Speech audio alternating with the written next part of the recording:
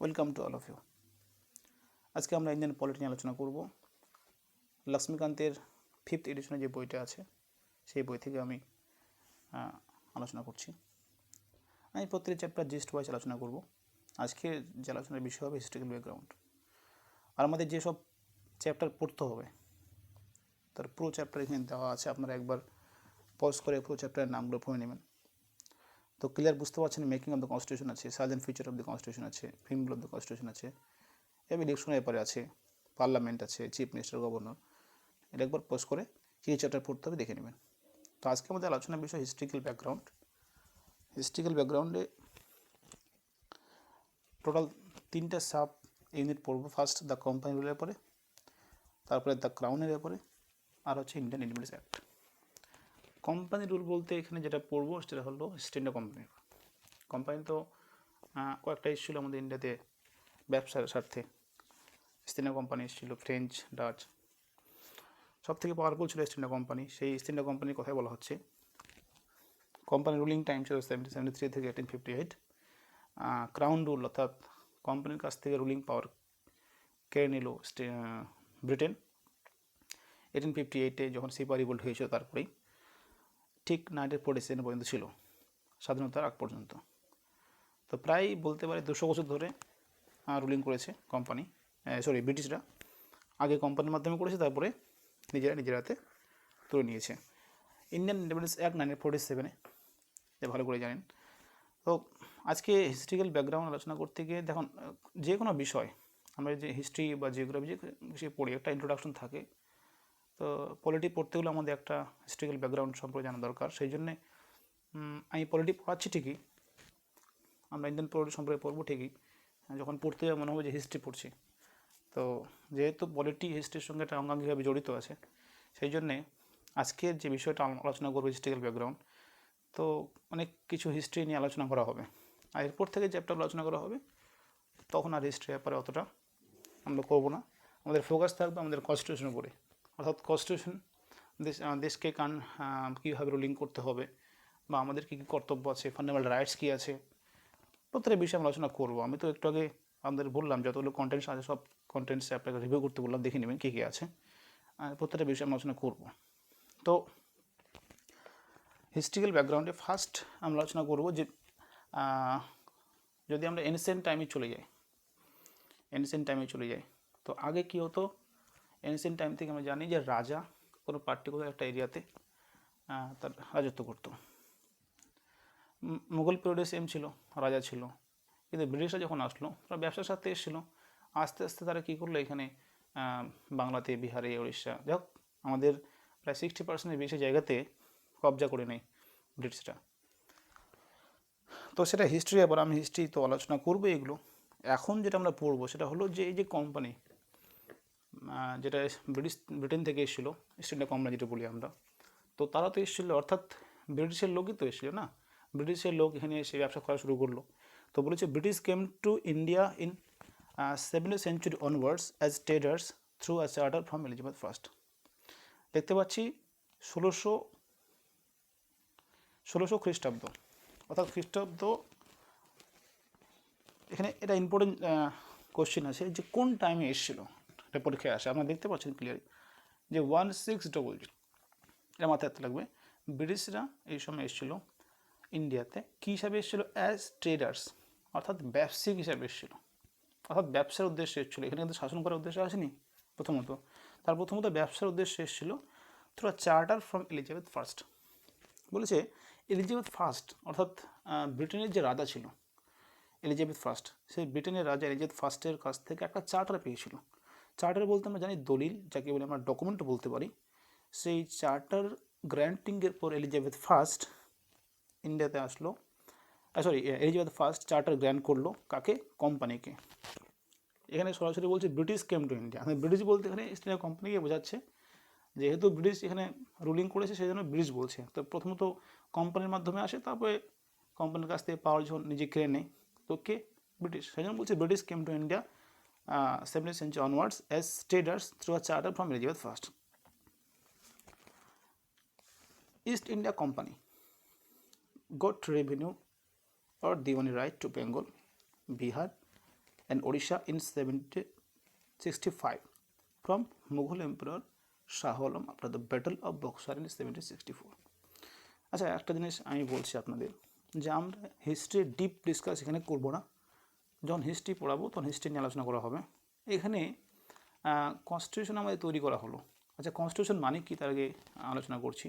Constitute থেকে constitution কথাটা এসছে, অর্থাৎ গঠন বা তৈরি।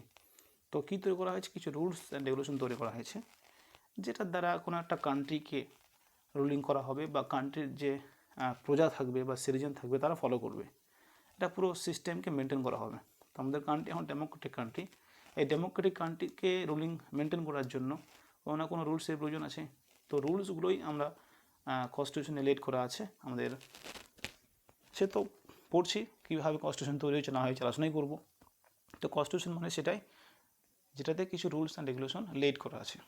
তো এখানে কনস্টিটিউশন পড়ার জন্য আমাদের হিস্ট্রিক্যাল ব্যাকগ্রাউন্ড পড়তে গেলে অত ডিপ আমরা ডিসকাস করবো না। অর্থাৎ মেন কী কী পয়েন্ট ছিল, মেন কী কী ইভেন্ট ছিল, যে ইভেন্টগুলোর কারণে আমরা বুঝতে পেরেছিলাম পরবর্তীকালে যে আস্তে আস্তে আমাদের ডেমোক্রেটিক যে রুলস বা আমাদের কান্ট্রি যে ইন্ডিপেন্ডেন্স হচ্ছে বা আমাদের কান্ট্রিতে ইন্ডিপেন্ডেন্ট হওয়ার পরে যে কনস্টিটিউশন তৈরি হলো তার যে অনেকগুলো ধাপ আমরা পেরিয়ে এসেছি সেই বিষয়ে আলোচনা করা হবে।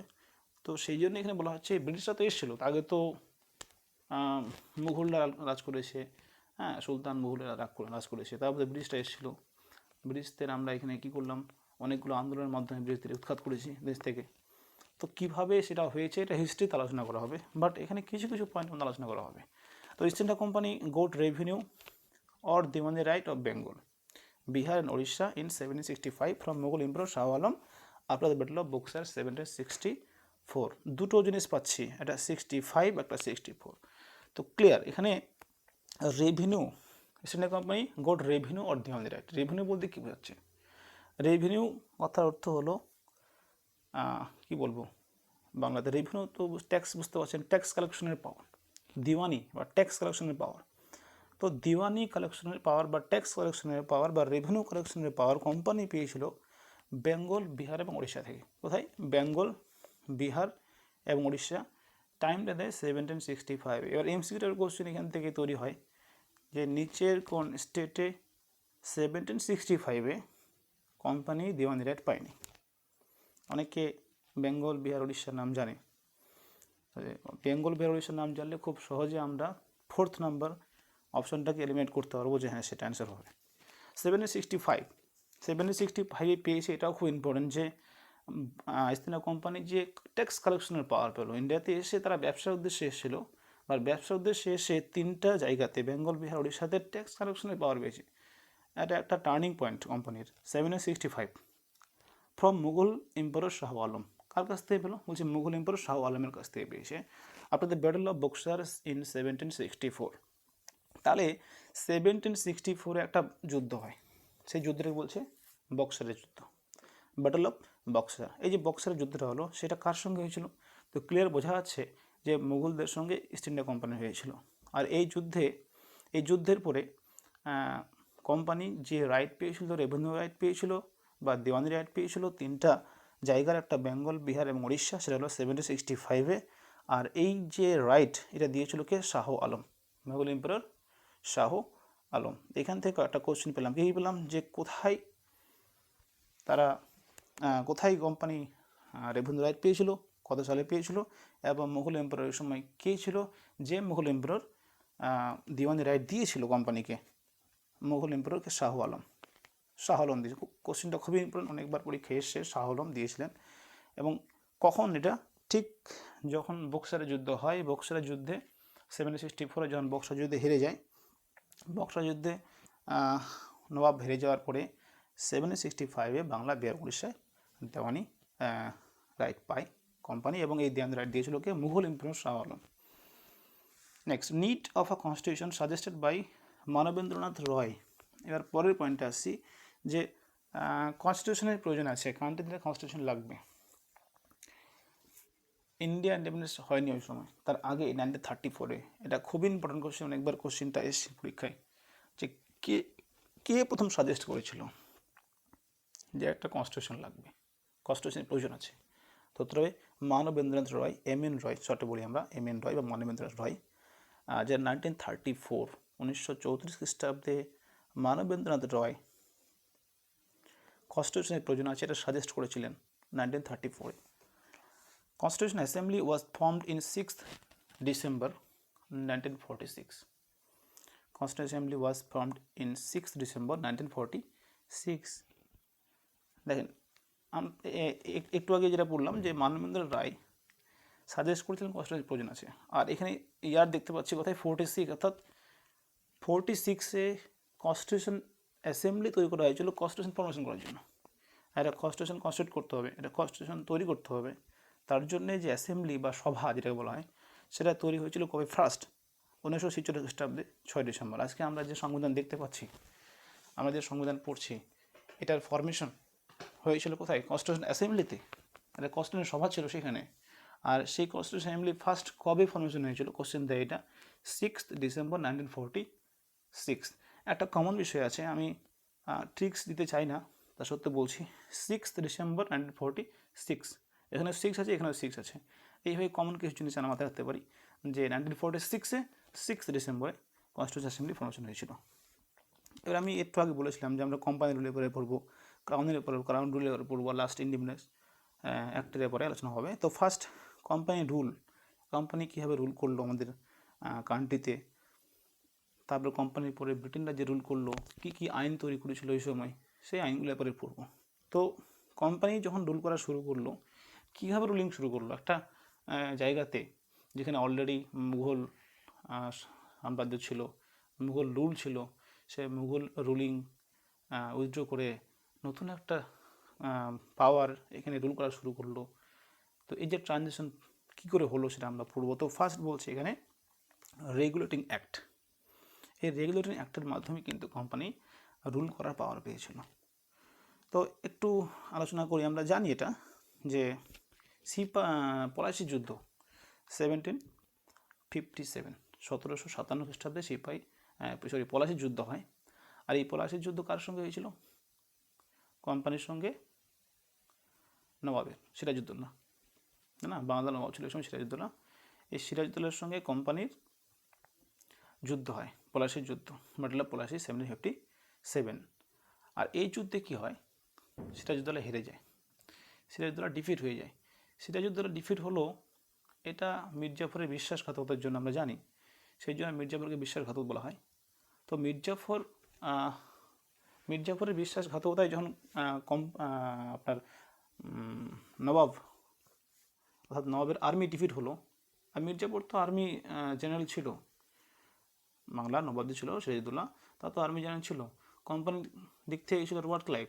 যখন ডিফিট হয়ে গেল তো মির্জাফরকে নবাব করা হয়েছিল, বাংলা নবাব কায় করা হয়েছিল? মির্জাফরে করা হয়েছিল।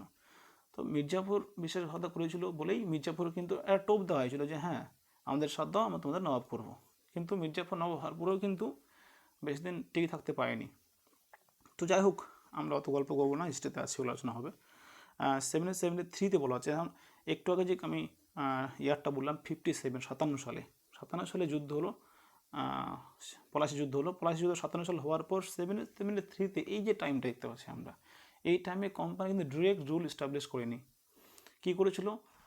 বাংলার যে নবাব ছিল মির্জাফর, তার জামাই ছিল মীর কাসিম, এইভাবে মির্জাফর মীর কাসিম অর্থাৎ যে মুঘলের যে বাদশাহগুলো বা নবাবগুলো ছিল ওদের মাধ্যমেই কিন্তু রুলিং করেছে। তো এই জন্য এদের পাপের নবাব বলা হয়। অর্থাৎ সিরাজউদ্দৌলার পরে যে নবাবগুলো বাংলার হয়েছিল তো সবাইকেই আমরা পাপের নবাব বলি, কারণ নিজের কোনো পাওয়ার ছিল না ওদের, কোম্পানি যাবো তাই শুনতো। তো অ্যাকচুয়ালি 1757-এর পর থেকেই কিন্তু কোম্পানির বাংলার নবাবের পাওয়ার কিন্তু ছিল না, অর্থাৎ মুঘলের পাওয়ার কিন্তু বাংলাদেশ সেরকম ছিল না, খালি নাই মাত্র ছিল যে হ্যাঁ এখানে রাজ আছে।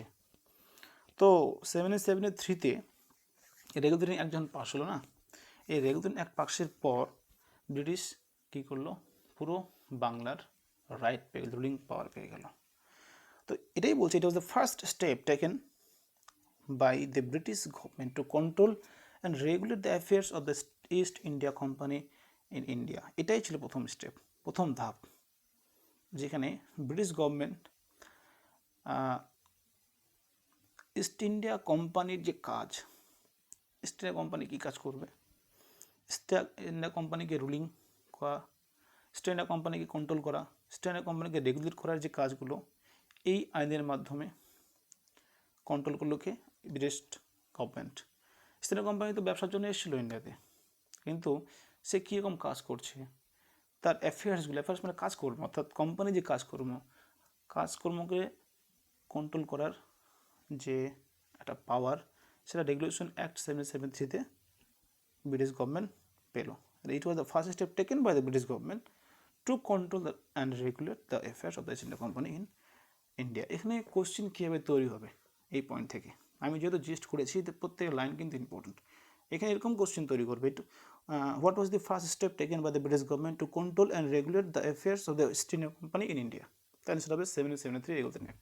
এটাই প্রথম পদক্ষেপ ছিল, ফার্স্ট, ভুলে যাওয়ার কোনো কারণই নেই। আমরা এটা দিয়ে শুরু করেছি 1773 দিয়ে, এরপর আস্তে আস্তে আমরা সব পড়বো। নেক্সট বলছে, it recognized for the first time the political and administrative functions of the company. Political and administrative দুটো জিনিস পাচ্ছি আমরা। দেখো 1773 আগ পর্যন্ত পলিটিক্যাল পাওয়ার পায়নি, পলিটিক্যাল পাওয়ার পায়নি ঠিকই, বাট কোম্পানির আর্মি ছিল। তো যাই হোক, এটা দিয়ে রিকগনাইজ করা হলো যে কোম্পানি পলিটিক্যাল রাইট পাচ্ছে। তো it recognize for the first time political and administrative functions. Administrative, ওরা কী করে অ্যাডমিনিস্ট্রেশন করবে বাংলাকে, তার রাইটটা পেয়ে গেছিলো। তো এখন বুঝতে পারছেন যে কীভাবে কোশ্চেন হবে, যে কোন অ্যাক্টের মাধ্যমে কোম্পানি পলিটিক্যাল এবং অ্যাডমিনিস্ট্রেটিভ ফাংশন ফার্স্ট কোশ্চেনটা কিন্তু ফার্স্ট বলবে যে প্রথম কোন আইনের মাধ্যমে পলিটিক্যাল এবং অ্যাডমিনিস্ট্রেটিভ ফাংশনের যে রাইট সেটা পেলো, সেটা হলো রেগুলেটিং অ্যাক্ট 1773-তে। এবার আসবো আমরা features of the regulating act. কী ফিচার ছিল? It is designed the Governor of Bengal as the Governor General of Bengal and created an executive council of 4 members to assist him.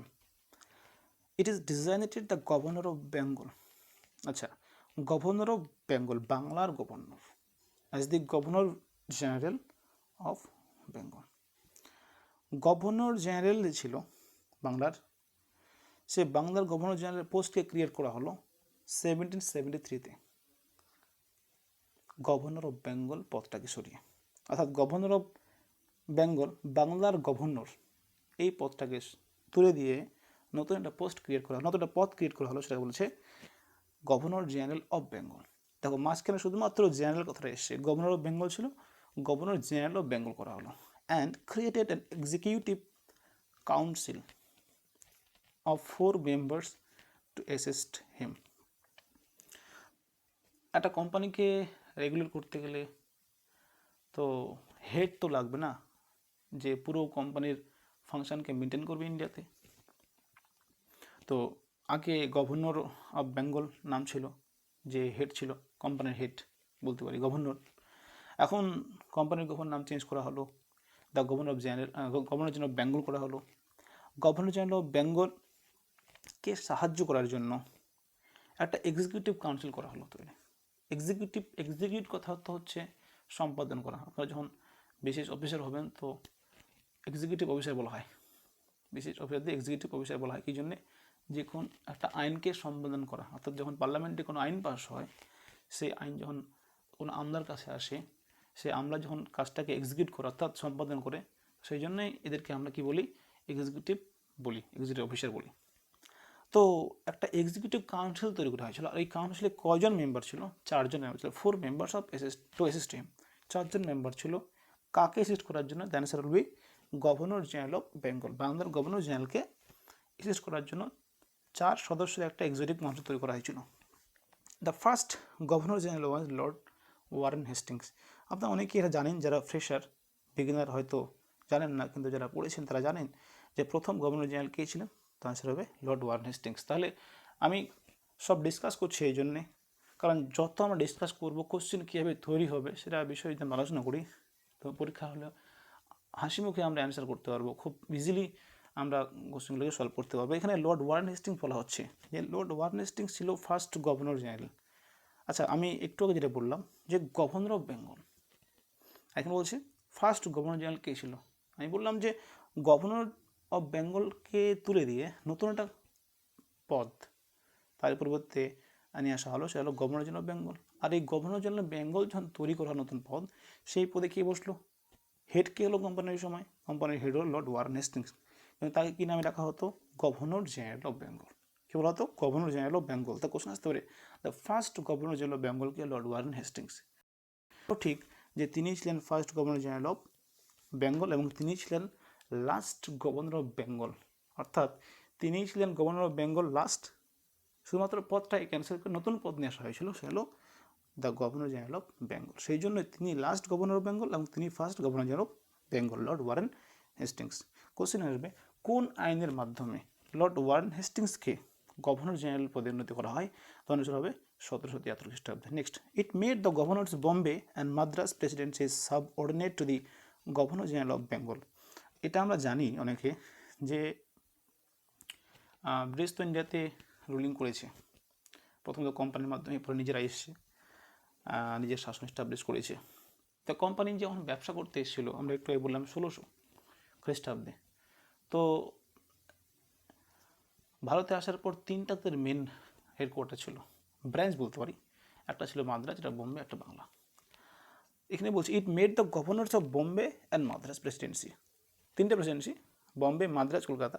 আর এই বম্বে এবং Madras প্রেসিডেন্সিকে sub ordinate রেখেছিল আমাদের governor general of Bengal. অর্থাৎ বাংলার যে governor general ছিল, বাংলার গভর্নর জেনারেলের আন্ডারে বম্বে এবং মাদ্রাজ প্রেসিডেন্সি কাজ করতো। সেই জন্য বলছে it made the governors of Bombay, বম্বের যে গভর্নর ছিল সেই বম্বের গভর্নর এবং মাদ্রাজের গভর্নর সাব অর্ডিনেট ছিল কার? Governor general of Bengal.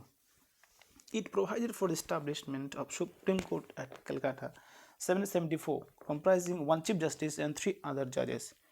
Sir Elijah Impey was the first Chief Justice of Supreme Court. এটা অনেকেই আমরা জানি যে সুপ্রিম কোর্ট এস্টাবলিশ হয়েছিল ফার্স্ট কলকাতায় 1774-এ। এখন ঘটনা হচ্ছে, যদি অনেক সময় কনফিউশন হয়ে যায়, অনেক সময় থাকে না, ইয়ারগুলো ভুলে যায়। ইয়ার ভুলে যাওয়ার কোনো কারণই নেই, কোনো অজুহাত দেওয়ার প্রশ্ন নেই এখানে যে আমরা ইয়ার ভুলে যাবো কী করে। It provided for the establishment of supreme court. অনেক সময় 72 দেয়, 73 দেয়, 74 দেয়, 50 দেয়। এই কোশ্চেন অ্যান্সার দেওয়ার জন্য আমরা কী করবো? জাস্ট খালি মাথায় রাখবো যে রেগুলেটিং অ্যাক্ট পাসের মাধ্যমেই সুপ্রিম কোর্ট এস্টাবলিশ হয়েছে। লেখা আছে it provided for the establishment of supreme court. Supreme court establish হয়েছে, সুপ্রিম কোর্ট এস্টাবলিশ হয়েছে রেগুলেটিং অ্যাক্ট পাসের পর। 1773-তে রেগুলেটিং অ্যাক্ট পাস হলো, তার ঠিক পরের বছরে 1774-এ কলকাতায় সুপ্রিম কোর্ট এস্টাবলিশ হলো। খুব ইজি, কম্প্রাইজে মুখস্থ করার কোনো কারণ নেই। আমি বারবার বলছি যে কোনো মুখস্থ করতে হবে না এখানে। 1774 হয়েছে, comprising 1 Chief Justice and 3 other judges. Comprising 1 Chief Justice and 3 other judges. একজন চিফ জাস্টিস ছিল, 3জন আরও জাজ ছিল। তো সুপ্রিম কোর্ট যেটা কলকাতায় এস্টাবলিশ হলো, এখন কোশ্চেন আসবে ফার্স্ট চিফ জাস্টিস কে ছিল? Sir Eliza MP. এটা অনেকেই জানেন, কিন্তু আমি এবার এখানে আমার প্রত্যেকটা ক্যান্ডিডেটের উইকনেসটা বলে দিচ্ছি যে এখান থেকে কোশ্চেন আসলে অনেক সময় অনেকে পায় না। কী জন্যে? একটা কোশ্চেন সেটা হলে কোথায় এস্টাবলিশ হয়েছিল, এটা কনফিউশন। একটা ইয়ার, স্যার এলিজা এমপি অনেকে হয়তো বলতে পারবে স্যার এলিজা এমপি ছিল সুপ্রিম কোর্টের ফার্স্ট জাস্টিস, কিন্তু অনেক সময় ইয়ার বা প্লেস দিলে সমস্যায় পড়ে যায়। এখন খুব সহজে বুঝতে পারছি কলকাতা 1774, তাই না? Next, it prohibited the servants of the company engaging in any private trade for accepting presents or bribes from the natives. Prohibited মানে বারণ করা বা নিষেধ করা। এই রেগুলেটিং অ্যাক্ট 1773 প্রহিবিট করেছিল, নিষেধ করে দিয়েছিল কাকে? The servants of the company. কোম্পানির যে সার্ভেন্ট ছিল, কোম্পানির চাকর ছিল, কোম্পানির যে কর্মীরা ছিল, কোম্পানির যে অফিসাররা ছিল, কী করতে বারণ করেছিল? Engaging in private trade, engaging in any private trade, কোনো প্রাইভেট ট্রেড করতে পারবে না। Or accepting presents or bribes from natives, অর্থাৎ কোনো প্রেজেন্টস অ্যাকসেপ্ট করতে হবে, উপহার। নেটিভস মানে আমাদের দেশের মানুষকে বলছে। এই দেশের মানুষের কাছ থেকে কোনো উপহার নিতে পারবে না বা কোনো ঘুষ নিতে পারবে না। তারা আমাদের দেশের মানুষের কাছ থেকে ঘুষ নেওয়া এবং আমাদের দেশের মানুষের কাছ থেকে প্রেজেন্ট বা উপহার নেওয়া নিষেধ করেছিল রেগুলেশন অ্যাক্ট 1773। কাকে? কোম্পানির যে অফিসিয়াল ছিল, কোম্পানির যে এমপ্লয়ি ছিল, সার্ভেন্ট ছিল, তাদের। তাহলে কি কি কোশ্চেন হবে এখান থেকে? প্রাইভেট ট্রেড করতে পারবে না, রেগুলেশন অ্যাক্ট 1773 সেটা প্রহিবিট করলো। কোনো প্রেজেন্ট অ্যাকসেপ্ট করতে পারবে না নেটিভসের কাছ থেকে, এবং ব্রাইবস নিতে পারবে না নেটিভসদের কাছ থেকে। 1773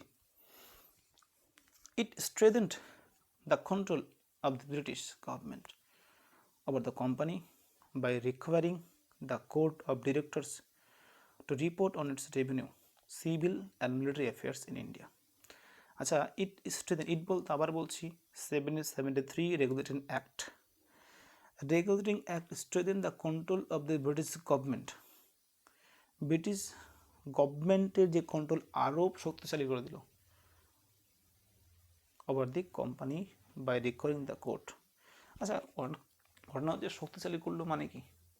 মানে এটাই যে 1600 সালে তো কোম্পানিকে একটা পাওয়ার দিয়েছিল ব্যবসা করার জন্য, কিন্তু 1773-তে কী করলো? ব্রিটিশ গভর্নমেন্ট আরও বেশি কন্ট্রোল করা শুরু করলো কোম্পানির উপরে, মানে কোম্পানির উপরে নজরদারি শুরু করলো।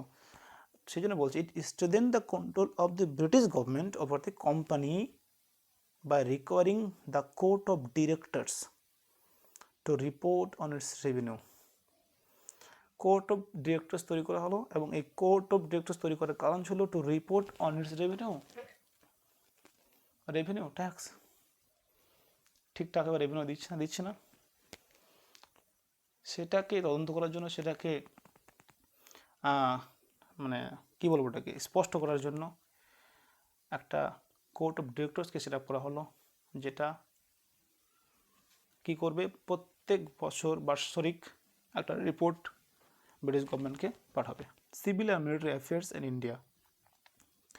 আর কি civil and military affairs? Civil মানে সাধারণ মানুষ, মিলিটারি অ্যাফেয়ার্স আর মিলিটারি বুঝতে পারছেন তো। কোশ্চেন খুবই easy, revenue, civil, military affairs, এর পুরো রিপোর্ট কীভাবে মেনটেন হচ্ছে, কোম্পানি কীভাবে রুলিং করছে, তার পুরো রিপোর্টকে দেওয়ার জন্য একটা court of director set up করা হলো এই 1773-তেই। তারপর চলে আসবো না পিটস ইন্ডিয়া অ্যাক্ট অফ 1784। 1784-এ পিটস ইন্ডিয়া অ্যাক্ট পাস হয়, একটা আইন পাস হলো, পিটস ইন্ডিয়া অ্যাক্ট।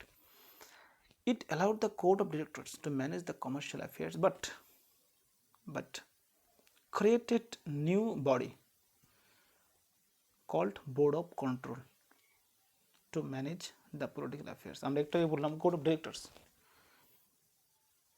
কনফিউশন যাতে না হয়, কোর্ট অফ ডিরেকশন দেওয়ার জন্য একটা কি বলবো, একটাকে বডি বা কমিটি তৈরি করা হলো।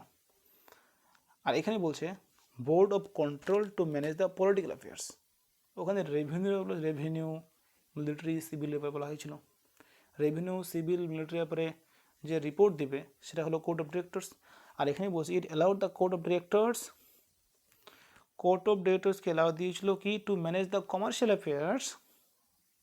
কমার্শিয়ালের ব্যাপারে কোর্ট অফ ডিরেক্টরস ম্যানেজ করতো, কমার্শিয়াল মানে ব্যবসা বাণিজ্য। But created new body called board of control to manage the political affairs. Question দুভাবে হবে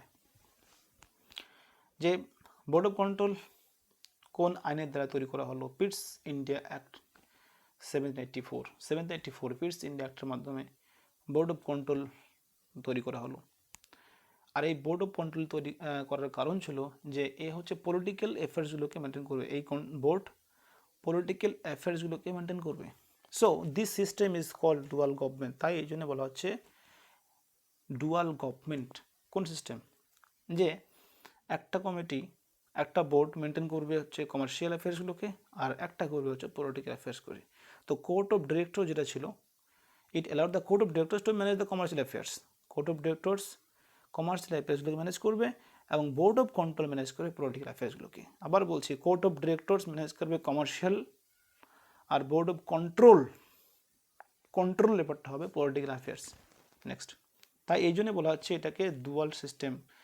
so this system is called dual government. The British government was given the supreme control over companies affairs. British গভর্নমেন্টকে দেওয়া হয়েছিল supreme control, পুরোপুরি control কোম্পানির উপরে করবে কে? British. আর এই যে ব্রিটিশ গভর্নমেন্টের উপরে পুরো পাওয়ার দেওয়া হলো কোম্পানিকে কন্ট্রোল করার, সেটা দেওয়া হলো পিটস ইন্ডিয়া অ্যাক্ট 1784-এ। এটাকে দেওয়া হয়েছিল কন্ট্রোল করেছিল, কিন্তু এখন বলছে পুরোপুরি কন্ট্রোল, তার বোঝা যাচ্ছে পার্শিয়ালি কন্ট্রোল করতো কোম্পানিকে, এখন পুরোপুরি ফুললি কন্ট্রোল করা শুরু করলো ব্রিটিশ গভর্নমেন্ট। সেজন্য বলছে এখানে the British government was given the supreme control over company's affairs and its administration by this act. এই অ্যাক্টের মাধ্যমে কোম্পানি অ্যাডমিনিস্ট্রেশনকে পুরোপুরি কন্ট্রোল করা হলো। Company's territories in India were for the first time called the British possessions in India. দেখো question যেভাবে তো মাথায় রাখতে হবে যে প্রথম কোন আইনের দ্বারাই এটা ডিক্লেয়ার করা হলো যে ইন্ডিয়া হলো ব্রিটিশ পজিশন, কোম্পানি টেরিটরি যেটা, অর্থাৎ কোম্পানি যেসব জায়গা দখল করেছে, আমরা এগুলোতে পড়েছিলাম বাংলা, বিহার, উড়িষ্যা, এরকম আরও কিছু টেরিটরি ছিল। টেরিটরি মানে অঞ্চল, জায়গা, যে জায়গাগুলো তারা শাসনে নিয়ে এসেছিলো, দখলে নিয়ে এসেছিলো, সেই সব জায়গাকে বলা হতো ব্রিটিশ পজিশন ইন ইন্ডিয়া। তো ফার্স্ট টাইম কোন সময় ভারতের দখলীকৃত জায়গাগুলিকে বলা হতো ব্রিটিশ পজিশন ইন্ডিয়া, প্রথমবার বলা হয়েছিল ব্রিটিশ পজিশন ইন্ডিয়া। ইন্ডিয়াতে ব্রিটিশ অধিকৃত অঞ্চল, পিটস ইন্ডিয়া অ্যাক্ট অফ 1784, 1784 খ্রিস্টাব্দে এই আইনটা পাস হয়, মাথায় থাকবে 1784। চার্টার অ্যাক্টস, এর আগে আমি বলেছিলাম চার্টার, তো চার্টার মানে কি? দলিল বা ডকুমেন্ট। তো 1793, 1813, 1833, 1853, 8টা জিনিস আমরা দেখব। প্রত্যেকটা বছরের মধ্যে 20 বছরের ডিফারেন্স আছে। 93 to 1813, 33, 1853। তো চার্টার অ্যাক্ট মাথায় রাখা কোনো সমস্যা না, খালি প্রথম মাথায় লাগবে 1793-তে ফার্স্ট চার্টার একটা পাস হয়। এই চার্টার অ্যাক্ট পাস হলো, তো ইম্পর্টেন্ট চার্টার আমি যেটা বললাম একটু আগে, সেটা হলো 1793, 1813, 1833, 1853। তো সবগুলো তো আমরা পড়বো না, কারণ আমরা হিস্ট্রি পড়ছি না। কনস্টিটিউশনকে শুরু করার জন্য বিশেষ কি হিস্ট্রিক্যাল ব্যাকগ্রাউন্ডের মেন ইভেন্টগুলো ছিল, বিশেষ করে এই আইনে বা পিটস নিয়ে পড়লাম বা রেগুলেটরি অ্যাক্ট পড়লাম, কিন্তু 1793 আমরা এখন পড়বো না, হিস্ট্রি পড়ার সময় পড়বো। এখানে 1833 আমরা শুরু করবো। 1830-তে কি ইম্পর্টেন্ট ইভেন্ট ছিল ওই সময়? It made the Governor General of Bengal as the Governor General of India. It made the Governor General of Bengal as the Governor General of India and vested him all civil and military powers. আচ্ছা, কোম্পানির প্রথম 1773-তে governor general যে post ছিল, governor of Bengal যে post ছিল, সেটা change করে governor general of India করা হয়েছিল। এখানে করা হচ্ছে গভর্নর জেনারেল, আমি একটু ভুল বলছি, গভর্নর জেনারেল অফ বেঙ্গল করা হয়েছিল। আর এই 1833-তে গভর্নর জেনারেল অফ বেঙ্গল যেটা ছিল, সেই গভর্নর জেনারেল অফ বেঙ্গল যে পোস্ট, সেটাকে ক্যান্সেল করে নতুন একটা পোস্ট ক্রিয়েট করা হলো, সেটা হলো গভর্নর জেনারেল অফ ইন্ডিয়া। খুব ইজি। 1773-তে যেটা ছিল গভর্নর অফ বেঙ্গল, সেটাকে ক্যান্সেল করে গভর্নর জেনারেল অফ বেঙ্গল করা হলো, এবং 1833-তে কী করা হলো? গভর্নর জেনারেল অফ বেঙ্গলকে ক্যান্সেল করে গভর্নর জেনারেল অফ ইন্ডিয়া করা হলো। তো আমার বোঝা যাচ্ছে তারা আস্তে আস্তে ইন্ডিয়াতে তাদের রুলিং কী করে স্প্রেড করা শুরু করে। তো ইট made the governor general of Bengal as the governor general of India and vested in him all civil and military powers, এবং তাকে সমস্ত সিভিল এবং মিলিটারি পাওয়ার্স দেওয়া হয়েছিল। কাকে বলে? Governor general of India, Lord William Bentinck, who was the first governor general of India. আমি এর আগে বলেছিলাম যে ওয়ারেন হেস্টিংস ছিল first governor general of Bengal, এবং তিনি ছিলেন লাস্ট গভর্নর অফ বেঙ্গল। কিন্তু এখানে দেখতে পাচ্ছি লর্ড উইলিয়াম বেন্টিং যে first governor general of India, এবং তিনি ছিলেন last governor general of Bengal. একই ব্যক্তি, তিনি গভর্নর জেনারেল অফ বেঙ্গল ছিলেন, যেহেতু পোস্টকে ক্যান্সেল করে দেওয়া হলো, তার পরিবর্তে নতুন একটা পোস্ট ক্রিয়েট করা হলো, সেই জন্যে governor general of Bengal cancel করার পরে গভর্নর জেনারেল অফ ইন্ডিয়া যে হয়েছিল সেটা হচ্ছে লর্ড উইলিয়াম বেন্টিং। তার লর্ড উইলিয়াম বেন্টিংই ছিলেন first governor general of India আর last governor general of Bengal. এবং এই লর্ড উইলিয়াম বেন্টিং একে এই আইনের মাধ্যমে যে পাওয়ার দেওয়া হলো, সে পাওয়ারটা কি মাথায় রাখতে লাগবে। আমরা তো পড়লাম Lord William Bentinck first governor general of India ছিল, কিন্তু যে তাকে যে পাওয়ার দেওয়া হলো সেটা হলো সিভিল অ্যান্ড মিলিটারি পাওয়ার্স। কী পাওয়ার দেওয়া হলো? সিভিল অ্যান্ড মিলিটারি পাওয়ার্স দেওয়া হলো। কোশ্চিন কী হবে তৈরি? কোশ্চিন কী তৈরি হবে এখান থেকে? 1833 কোন আইনের মাধ্যমে লর্ড উইলিয়াম বেন্টিংকে গভর্নর জেনারেল অফ ইন্ডিয়া পদে উন্নীত করা হয়? একটু মাথায় রাখতে লাগবে, আইনটা ছিল চার্টার অ্যাক্ট 1833। কোম্পানিকে রেগুলেট করার জন্য কিন্তু এই আইনগুলো করা হয়েছিল। চার্টার অ্যাক্টগুলো কোম্পানিকে কন্ট্রোল করার জন্য করা হয়েছিল মেনলি, চার্টার অ্যাক্ট 1833। তো লর্ড উইলিয়াম বেন্টিং ছিল first governor general of India. It introduced open competition for selection of civil servants, stated that the Indian should not be debarred from holding any place, office and employment under company. এটা অর্থাৎ charter act 1833 শুরু করেছিল open competition for selection of civil servants. Civil servants আপনারা ভালো করেই জানেন, WBCS officer, IAS officer, IPS officer, তো এরা সব সিভিল সার্ভিস চাকরি করে। সিভিল সার্ভেন্ট যারা সিভিল সার্ভিস করছে তারাই সিভিল সার্ভেন্ট। এই সিভিল সার্ভেন্ট আগে শুধুমাত্র ইস্ট ইন্ডিয়া কোম্পানি অর্থাৎ ইংরেজরাই হতে পারতেন। এই আইন পাশের মাধ্যমে অর্থাৎ চার্টার অ্যাক্ট 1833 পাশের মাধ্যমে ইন্ডিয়ানদের বলছে, stated that the Indians should not be debarred from holding any place, office and employment under company. অর্থাৎ এই আইনের পাশের মাধ্যমে ওপেন কম্পিটিশন শুরু, অর্থাৎ ইংরেজ এবং ইন্ডিয়ান বোথ সবাই তারা ওপেন কম্পিটিশনে ফাইট করতে পারবে সিভিল সার্ভেন্টের জন্য। Charter act 1853। 1853 সালে কী হলো? 1853-তে it separated for the first time the legislative and executive functions of the Governor General's Council. It separated for the first time the legislative and executive. Legislative and executive আপনারা ভালো করে জানেন, আমাদের যে পাওয়ার, গভর্নমেন্টের পাওয়ার, সেটা দু রকমের পাওয়ার হয়। একটা হরিজন্টাল পাওয়ার হয়, একটা ভার্টিক্যাল পাওয়ার হয়। হরিজন্টাল পাওয়ার শেয়ারিংয়ে পাওয়ার ইকুয়াল থাকে, গভর্নমেন্টের পাওয়ার ইকুয়াল থাকে। ভার্টিক্যাল পাওয়ার শেয়ারিংয়ে পাওয়ার ইকুয়াল থাকে না, কম বেশি থাকে। যেমন ভার্টিক্যাল পাওয়ার শেয়ারিং যদি বলি তো কী হবে? Central government, state government, panchayat government সব থেকে বেশি ক্ষমতা থাকে সেন্ট্রাল গভর্নমেন্টে, তারপরে স্টেট গভর্নমেন্টে, তারপরে পঞ্চায়েত গভর্নমেন্ট। তা বলে এই নয় যে অটোনমি নেই, প্রত্যেকটা গভর্নমেন্টের কাছে অটোনমি আছে। সেন্ট্রাল গভর্নমেন্টের কাছে আলাদা পাওয়ার আছে, স্টেট গভর্নমেন্টের কাছে আলাদা পাওয়ার আছে, পঞ্চায়েতে আলাদা আছে। তো এটাকে ভার্টিক্যাল বলছি। আর হরিজন্টাল পাওয়ার শেয়ারিং বলতে যেখানে পাওয়ারগুলো ইকুয়াল থাকবে, যেমন জুডিশিয়ারি, লেজিসলেটিভ, আর একটা আসবে আপনার এক্সিকিউটিভ। এক্সিকিউটিভ তো জানেন ভালো করে, একটু আগে বললাম, যারা আমলা, যারা WBCS অফিসার হয়, যারা ইপিএসসি পরীক্ষায় ইপিএসসি সিভিল সার্ভিস পরীক্ষায় পাস করে IAS IPS হয়, তারা সবাই এক্সিকিউটিভ। তেমনি আমাদের যদি সিভিল সার্ভেন্ট ওয়েস্ট বেঙ্গলে হয় তো এরাও ওয়েস্ট বেঙ্গল গভর্নমেন্টের সিভিল সার্ভেন্ট, তারা সব এক্সিকিউটিভ। আর লেজিসলেটিভ অর্থাৎ পার্লামেন্ট, যেখানে লেজিসলেটিভের যে মেম্বার, যাকে MP বলি আমরা, যেখানে ল তৈরি হয়, আইন তৈরি হয়, সেটাকে লেজিসলেটিভ বলা হচ্ছে। তো লেজিসলেটিভ এবং এক্সিকিউটিভ ফাংশনকে কী করে সেপারেট করা হয়েছিল ফার্স্ট টাইম 1853-তে। 1853-তে ফার্স্ট টাইম লেজিসলেটিভ এবং এক্সিকিউটিভ ফাংশনসকে সেপারেট করা হলো। আর আমাদের এখানে তিনটা আলাদা আলাদা কী আছে, গভর্নমেন্টের পাওয়ার ইকুয়ালি শেয়ার করা হয়েছে। একটা লেজিসলেটিভ, একটা এক্সিকিউটিভ, আর জুডিশিয়ারি। জুডিশিয়ারি ভালো করে জানেন, সেটা বিচার ব্যবস্থাকে বলা হচ্ছে কোর্ট।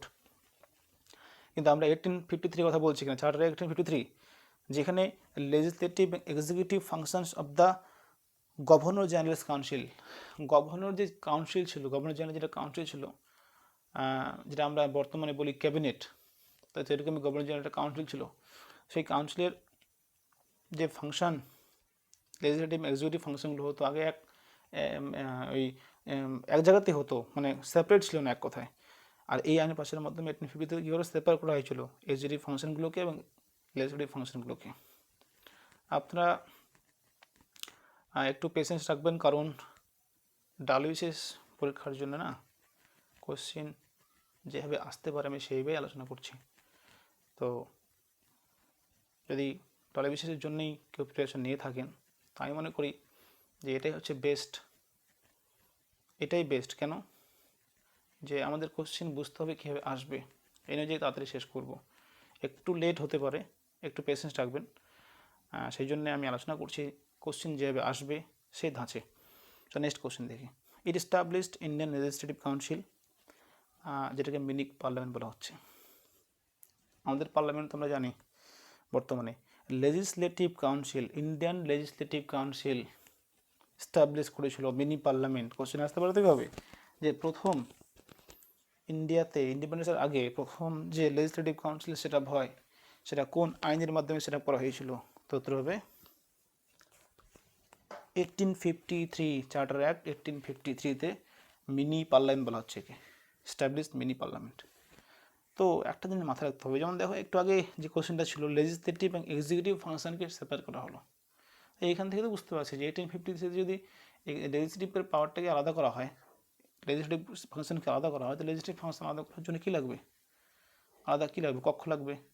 তো আলাদা কক্ষ মানে এখানে কাউন্সিল, লেজিসলেটিভ কাউন্সিল। তো it establish Indian legislative council mini parliament. Next এবার চলে আসবো ক্রাউন রুল। আমরা কম্বাইন্ড রুল মোটামুটি কমপ্লিট করলাম, এবার আসবো ক্রাউন রুল। ক্রাউন রুল, রাজার রুল। ইংল্যান্ডে যে রাজা ছিল, ইংল্যান্ডের রাজা, রাজা তো ছিল না, রানী ছিল, যাই হোক, তো সরাসরি নিজের হাতে এবার কী করলো, পাওয়ারটা কেড়ে নিল, তাই না? নিজের হাতে পাওয়ার কেড়ে নিল। কেন কাটলো? অনেকগুলো রিজন আছে, আমরা একটু ডিসকাস করছি। যে 1857 1857 খ্রিস্টাব্দে সিপাহি বিদ্রোহ হয়েছিল, এটা আমরা জানি। আর আমরা প্রথমেই বললাম 1757 1757, ঠিক 100 বছর পরে কিন্তু দুটো ঘটনা।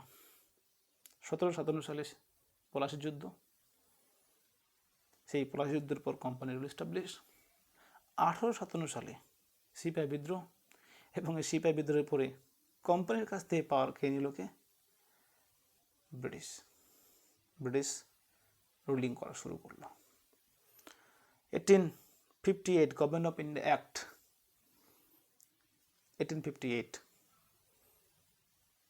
হিস্ট্রিতে আলোচনা হবে এগুলো, তাও আমি বলছি একটু করে। যে 1857 খ্রিস্টাব্দে সিপাহি বিদ্রোহের পর ব্রিটিশ গভর্নমেন্ট, ব্রিটিশ ভয় পেয়ে গেছিলো যে 1757 সালে যে রিভোল্ট হলো, এই রিভোল্ট হওয়ার কারণ হলো যে কোম্পানি ঠিকমতো রুলিং করতে পারছে না। সেই জন্য একটা আইন পাশের মধ্যে কোম্পানির পাওয়ারটা কেড়ে নিল। কেড়ে নিয়ে ব্রিটিশ সরাসরি নিজে শাসন শুরু করলো।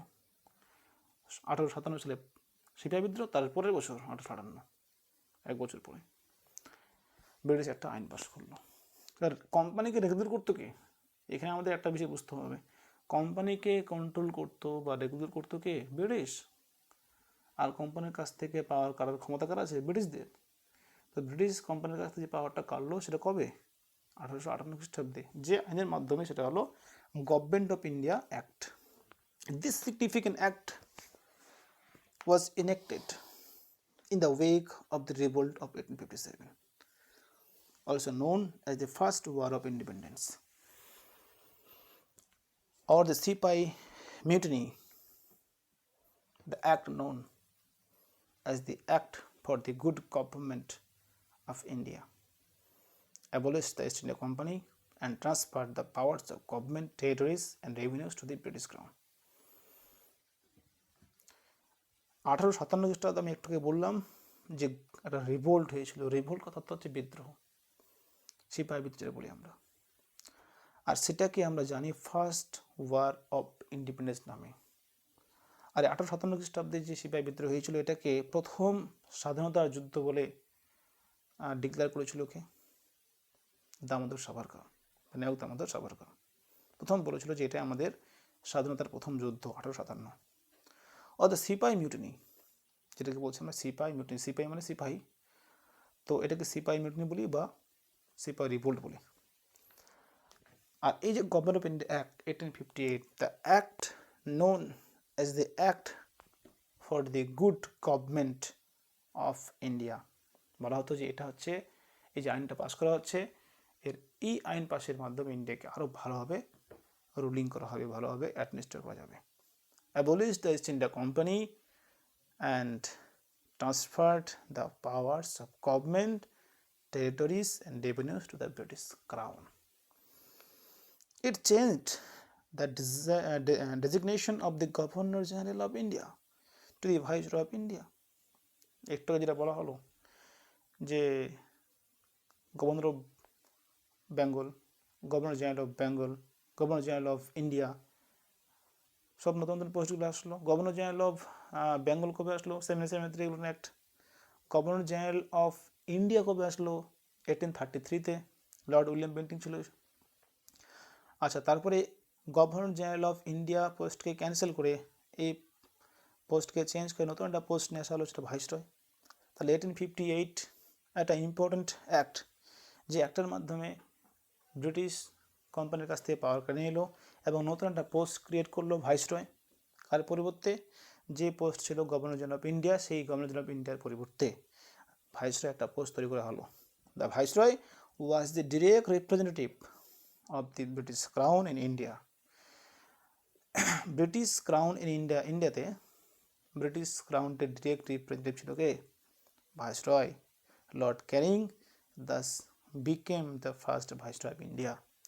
আর প্রথম যে ভাইসরয় ছিল ইন্ডিয়ার, তিনি হচ্ছেন লর্ড ক্যানিং। লর্ড ক্যানিংই ছিল last governor general of India, আর লর্ড ক্যানিংই ছিল ফার্স্ট ভাইসরয় অফ ইন্ডিয়া। তবে তার আগের সেন্টেন্সটা আমি একটু ডিসকাস করে দিচ্ছি, তারা বুঝতে পারবেন। এখানে বলা হচ্ছে the viceroy was the direct representative of the British crown India. Representative মানে আমরা জানি যে রিপ্রেজেন্ট করা, হ্যাঁ, যে আমরা ভোট দিচ্ছি, আমরা এমএলএকে বা এমপিকে যে ভোট দিচ্ছি, এমএলএ বা এমপি কী করছে? আমাদের প্রতিশ্রুতি দিচ্ছে ভোটের আগে যে আমরা এটা করবো, ওটা করবো, এটা করবো। যখন ভোট দিচ্ছি, তারা যখন পাশ হয়ে যাচ্ছে ভোটে, তখন তারা যাচ্ছে কোথায়? আইনসভা, যেটাকে বলি আমরা লেজিসলেটিভ কাউন্সিল বা লেজিসলেটিভ অ্যাসেম্বলি বলতে পারি। আমাদের লেজিসলেটিভ অ্যাসেম্বলি ওয়েস্ট বেঙ্গলের, বিহারের, ইউপির প্রত্যেকটা স্টেটে এইভাবে একটা করে আছে সংসদ, যেটা বলি আমরা। গোটা ইন্ডিয়ার আমাদের একটা সংসদ আছে, যেটা পার্লামেন্ট বলি। পার্লামেন্টে যে মেম্বার হয় তাকে বলি আমরা এমপি। বিধানসভার যে মেম্বার হয় তাকে বলি আমরা এমএলএ।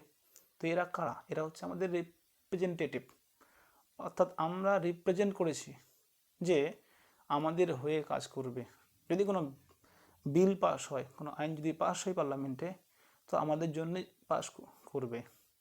আর যদি কোনো এমপি আমাদের জন্য কাজ না করে, আমরা তো অলরেডি ভরসা করে, বিশ্বাস করে আমরা এখান থেকে মেজরিটি করে পাঠিয়েছি পার্লামেন্টে, কিন্তু যদি কোনো কারণবশত আমাদের হয়ে কাজ না করে, সেই ক্যান্সেল করার পাওয়ার আমাদের সাথে। তার পাওয়ার, সে যে এমপি, তার এমপির পদের যে টেম্পোরারি পাওয়ার 5 ইয়ার্স, 5 বছরের পরে মানুষ কী করবে? তাকে রিজেক্ট করে দিবে, অন্য কোনো এমপিকে চুজ করবে। তো যাই হোক, আমি পরে এগুলো আলোচনা করবই। তো রিপ্রেজেন্টেটিভ কথার অর্থ এটাই যে রিপ্রেজেন্ট করা। তেমনি ইস্ট ইন্ডিয়া কোম্পানি পাওয়ার যখন কেড়ে নেওয়া হলো, তো ব্রিটিশ গভর্নমেন্ট সরাসরি রুলিং শুরু করলো। আর ব্রিটিশ গভর্নমেন্ট যখন সরাসরি রুলিং শুরু করলো ইন্ডিয়াতে, তো কীভাবে শুরু করলো? বলে একটা রিপ্রেজেন্টেটিভ পাঠানো হলো। রিপ্রেজেন্ট মানে কি? সে রিপ্রেজেন্ট করবে ইন্ডিয়াকে। ইন্ডিয়াকে রিপ্রেজেন্ট করবে কি? ভাইসরয়। আগে ছিল গভর্নর জেনারেল অফ ইন্ডিয়া, এখন ভাইসরয়। তো ভাইসরয় ইন্ডিয়াকে রিপ্রেজেন্ট করবে, ইন্ডিয়ার যা কিছু হবে সমস্ত রিপোর্ট কোথায় পেশ করবে? সেটা হচ্ছে ব্রিটিশের যে পার্লামেন্ট আছে, সেই ব্রিটেনের পার্লামেন্ট বা কাউন্সিল যেটা বলি আমরা, সেই ব্রিটিশ কাউন্সিল আর ব্রিটিশ পার্লামেন্টে কী করবে? আর সমস্ত রিপোর্ট ওখানে সে সাবমিট করবে। সেই জন্যে একে রিপ্রেজেন্টেটিভ হিসাবে রাখা হলো। তো ভাইসরয় যিনি ছিলেন, তো ভাইসরয় কে ছিলেন? ভাইসরয় ছিলেন হচ্ছে ব্রিটিশ, এক মিনিট, ভাইসরয়। তো ফার্স্ট ভাইসরয় কে ছিলেন Lord Canning, that became the first viceroy of India. ইনি ছিলেন প্রথম viceroy. It ended the system of double government, double government সিস্টেমকে এন্ড করেছিল, শেষ করেছিল government of India act 1858। Double government, dual government যেটা বলি আমরা, by abolishing the board of control and court of directors. পড়েছি, এটা কি পড়লাম যে board of control and court of directors, court of director 1773 তৈরি করা হয়েছিল, বোর্ড অফ কন্ট্রোল করা হয়েছিল পিটস ইন্ডিয়া অ্যাক্টে 84। এটাকে শেষ করা হলো, অর্থাৎ ডাবল গভর্নমেন্টকে পুরোপুরি অ্যাবলিশ করা হলো। কোশ্চেন আসতে পারে এইভাবে যে ডাবল গভর্নমেন্টকে উইথড্র করা হলো কবে, অ্যাবলিশ করা হলো কবে? উত্তর হবে 1858, গভর্নমেন্ট অ্যাক্ট 1858-এ ডাবল গভর্নমেন্টকে অ্যাবলিশ করা হলো। It created a new office, secretary of state for India, একটা নতুন অফিস তৈরি করা হলো,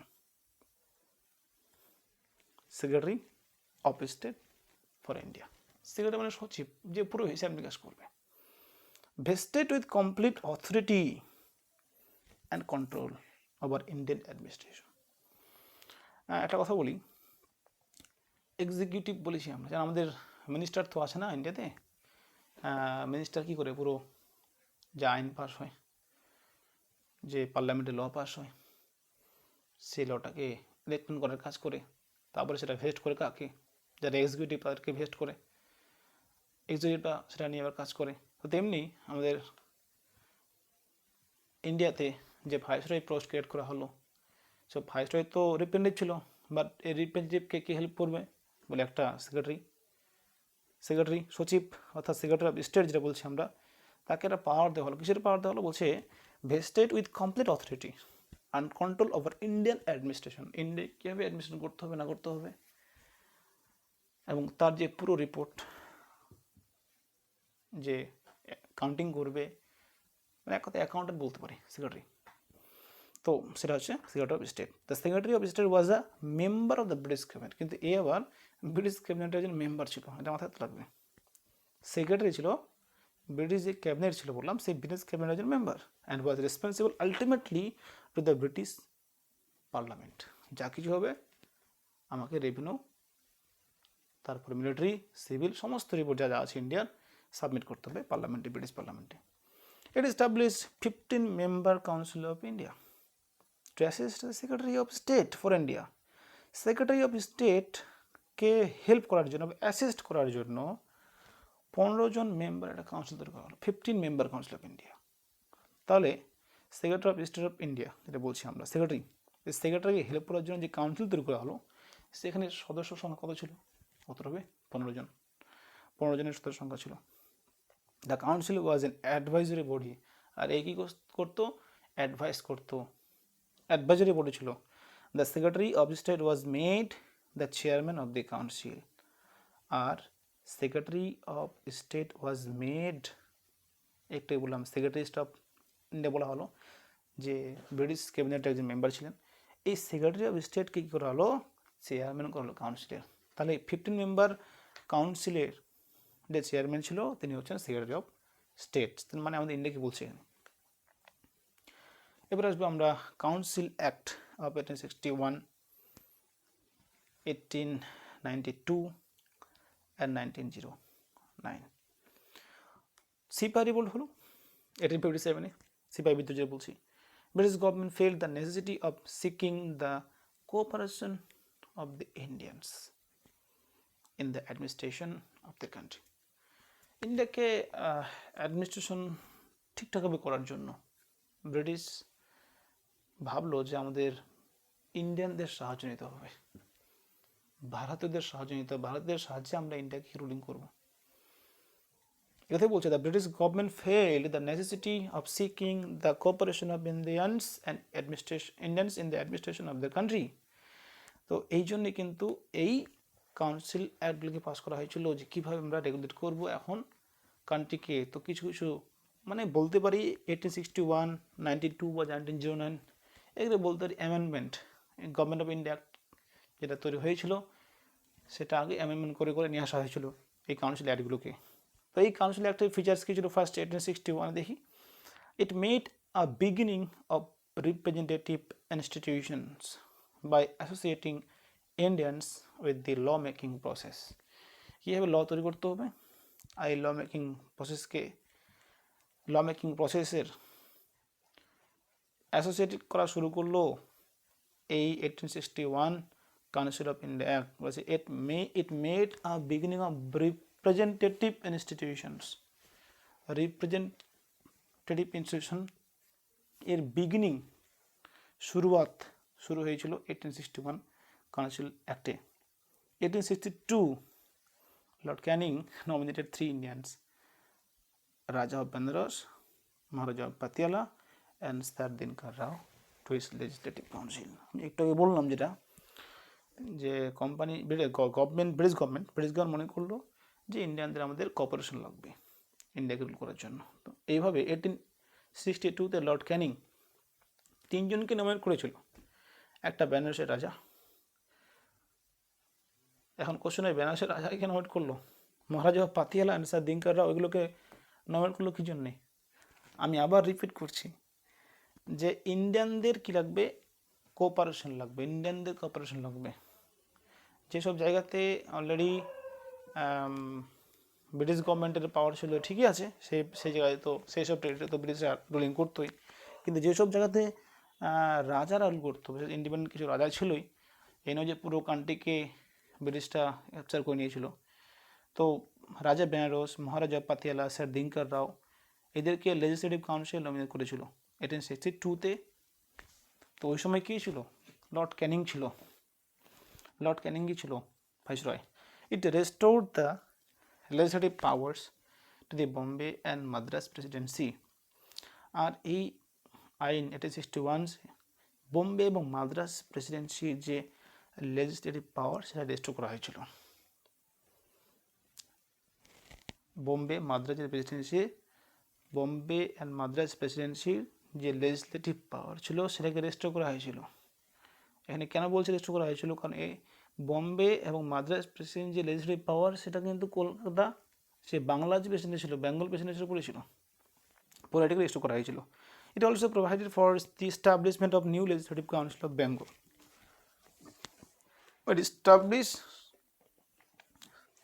It also provided for the establishment of new legislative councils for Bengal। বাংলার জন্য নতুন একটা লেজিসলেটিভ কাউন্সিলের এস্টাবলিশমেন্ট যেটা দিল সেটা হলো 1861 কাউন্সিল অফ ইন্ডিয়া 1861 কী হলো বাংলাতে 62 খ্রিস্টাব্দে। আর বলছি, রিপিট করছি, 1862 খ্রিস্টাব্দে নতুন একটা লেজিসলেটিভ কাউন্সিল সেট আপ করা হলো নর্থ ওয়েস্টার্ন ফ্রন্টিয়ার প্রভিন্সে 1866 অ্যান্ড পাঞ্জাবে 1897। আমরা এখানে অনেকে বুঝতে পারিনি হয়তো, আশা করি। কি বলছে যে লেজিসলেটিভ কাউন্সিল সেট আপ করা, লেজিসলেটিভ কাউন্সিল মানে কি, যেখানে ল তৈরি করা হয়, যেটা আমরা বলছি এখন বর্তমানে বিধানসভা বলি না, বিধানসভা বলি, পার্লামেন্ট আমাদের আছে। তো এখানে নতুন লেজিসলেটিভ কাউন্সিল সেট আপ করা হলো। আর কোথায় কোথায় করা হয়েছিল বলছে, একটা বাংলায় করা হলো 62-তে, একটা north western frontier Province. North western frontage বলতে পাঞ্জাব প্রদেশ, যেটা বলছে সিন্ধু পাঞ্জাব প্রদেশে কী করা হলো, একটা লেজিসলেটিভ কাউন্সিল তৈরি করা হলো। আরেকটা বলছে সেগুলো পাঞ্জাবে 1897। এখানে পাঞ্জাব বলছে, আবার নর্থ ওয়েস্টার্ন ফ্রন্টিয়ার বলছে। নর্থ ওয়েস্টার্ন ফ্রন্টিয়ার বলতে সিন্ধু প্রদেশ পাকিস্তানে যে জম্মু কাশ্মীর আছে, জম্মু কাশ্মীরের যে ওয়েস্ট পাকিস্তান পড়ছে, জম্মু কাশ্মীর ওয়েস্টে যে পাকিস্তান জায়গাটা আছে সেই জায়গাটাকে বলছে নর্থ ওয়েস্টার্ন ফ্রন্টিয়ার। তো সেখানে করা হলো। এখন ঘটনা হচ্ছে টাইমগুলো নিয়ে কথা। টাইমগুলো 1862, 1866 আর 1897। প্রথমে তো করা হয়েছে 62-তে বাংলাতে, এটা খুব ইজিলি প্রথম করা হলো কোথায়, বাংলাতে। নতুন লেজিসলেটিভ কাউন্সিল সেটা করা হলো ফার্স্ট কোথায়, 1862-তে। বাট আরও 3 জায়গায় যে নতুন করা হলো সেটা নর্থ ওয়েস্টার্ন ফ্রন্টিয়ার প্রভিন্সে, পাঞ্জাবে। ইট গেভ বা recognition to the portfolio system introduced by Lord Canning 1859। এটা খুবই ইম্পর্টেন্ট কোশ্চেন, যে পোর্টফোলিও সিস্টেমকে রিকগনিশন দিয়েছিল কে, উত্তর হবে লর্ড ক্যানিং। টাইম 1859, 1859 খ্রিস্টাব্দে লর্ড ক্যানিং পোর্টফোলিও। দেখো আমাদের ইয়ার তো অনেকেই পড়তে হবে, তো যদি আমরা 1850 লর্ড ক্যানিংটা মাথায় রাখতে পারি, যে পোর্টফোলিও সিস্টেম ইন্ট্রোডিউস করেছিল লর্ড ক্যানিং, তার ইয়ারটা খুব সহজে বুঝতে পারবো 1859। কারণ ওই 1858-এর পরে যা কিছু হয়েছে বলতে ব্রিটিশ গভর্নমেন্ট এস্টাবলিশ হওয়ার পর লর্ড ক্যানিং যা করেছে সেসব বিষয়ে আমরা আলোচনা করব। পোর্টফোলিও সিস্টেম বিশেষ করে আমরা এখন হিস্ট্রি তো পড়ছি না, আমরা পলিটিক্যাল সায়েন্স পড়ছি, তো পলিটিক্সে পোর্টফোলিও সিস্টেম যদি চলে এসছে এই কোশ্চেনটা অ্যান্সার দেওয়ার জন্য 1858 কথা বলছি আমরা, তার আগে না, তার আগেও ছিল, ওই হিস্ট্রিতেই পড়বো আমরা। তো পোর্টফোলিও সিস্টেম যদি বলা হয় 1859, তারপরে 1859 এবং 1859-এ লর্ড ক্যানিং যে পোর্টফোলিও সিস্টেম চালু করলো। পোর্টফোলিও সিস্টেম কি? পোর্টফোলিও সিস্টেম বলতে প্রত্যেকটা আলাদা আলাদা কী বলবো ডিপার্টমেন্টের জন্য ঠিক কী বলবো এটাকে, যেন আমাদের থাকে না যে মিনিস্টার যেমন থাকে, মন্ত্রী, প্রত্যেকটা মন্ত্রীর জন্য আলাদা ডিপার্টমেন্ট থাকে। তো এখানেও সেম, যে প্রত্যেকটা মন্ত্রী বলতে পারি, মন্ত্রী তো বলা ভুল হবে, মিনিস্টার তো বলা ভুল হবে, যে ডিপার্টমেন্ট আছে সেই ডিপার্টমেন্টের জন্য আলাদা একটা অফিস তৈরি করা, এটা পোর্টফোলিও বলা হচ্ছে। প্রত্যেক ডিপার্টমেন্টের জন্য আলাদা, যেমন স্কুলের ক্ষেত্রে স্কুল ইস্যু আসলে স্কুলের ক্ষেত্রে আলাদা ডিপার্টমেন্ট থাকবে, বা ফুডের দিক থেকে আলাদা থাকবে, মিলিটারি দিক থেকে আলাদা, প্রত্যেকটা ডিপার্টমেন্ট আর ডিপার্টমেন্ট ওয়াইজ নতুন নতুন অফিস তৈরি করা। তো সেটাকে বলছেন পোর্টফোলিও। তো ইট গেভ বা recognition to the portfolio system. এই পোর্টফোলিও সিস্টেম রিকগনিশন দিয়েছিল কি লর্ড ক্যানিং, তো 1859-এ। It empowered the viceroy to issue ordinance. Ordinance তো জানেন, অধ্যাদেশ যেটা বলা হয়, ভাইসরয় অধ্যাদেশ দিতে পারবে। অধ্যাদেশ কথা তো হুকুম, তো অর্ডিন্যান্স দেওয়ার যে পাওয়ার ভাইসরয় পেয়েছিল কবে, সেটা হচ্ছে ইন্ডিয়ান কাউন্সিল অ্যাক্ট 1861। খুবই ইম্পর্টেন্ট কোশ্চেন, ওই সময় ইম্পর্টেন্ট কোশ্চেন খুবই, এবং খুব ডিফিকাল্ট কোশ্চেন, খুব ক্রিটিক্যাল কোশ্চেন। এরকম যদি দিয়ে দেয় যে ইস্যু অর্ডিন্যান্স করার পাওয়ার ভাইসরয় পেয়েছিল কোন আইনের দ্বারা, ইয়ার তো কোনো দিবে না, দিলে হচ্ছে 1861 ইন্ডিয়ান কাউন্সিল অ্যাক্টের মাধ্যমে যে পেয়েছিল অর্ডিন্যান্স পাওয়ার, যে পাওয়ার অর্ডিন্যান্স ইস্যু করার পাওয়ার, সেটা হলো 1861।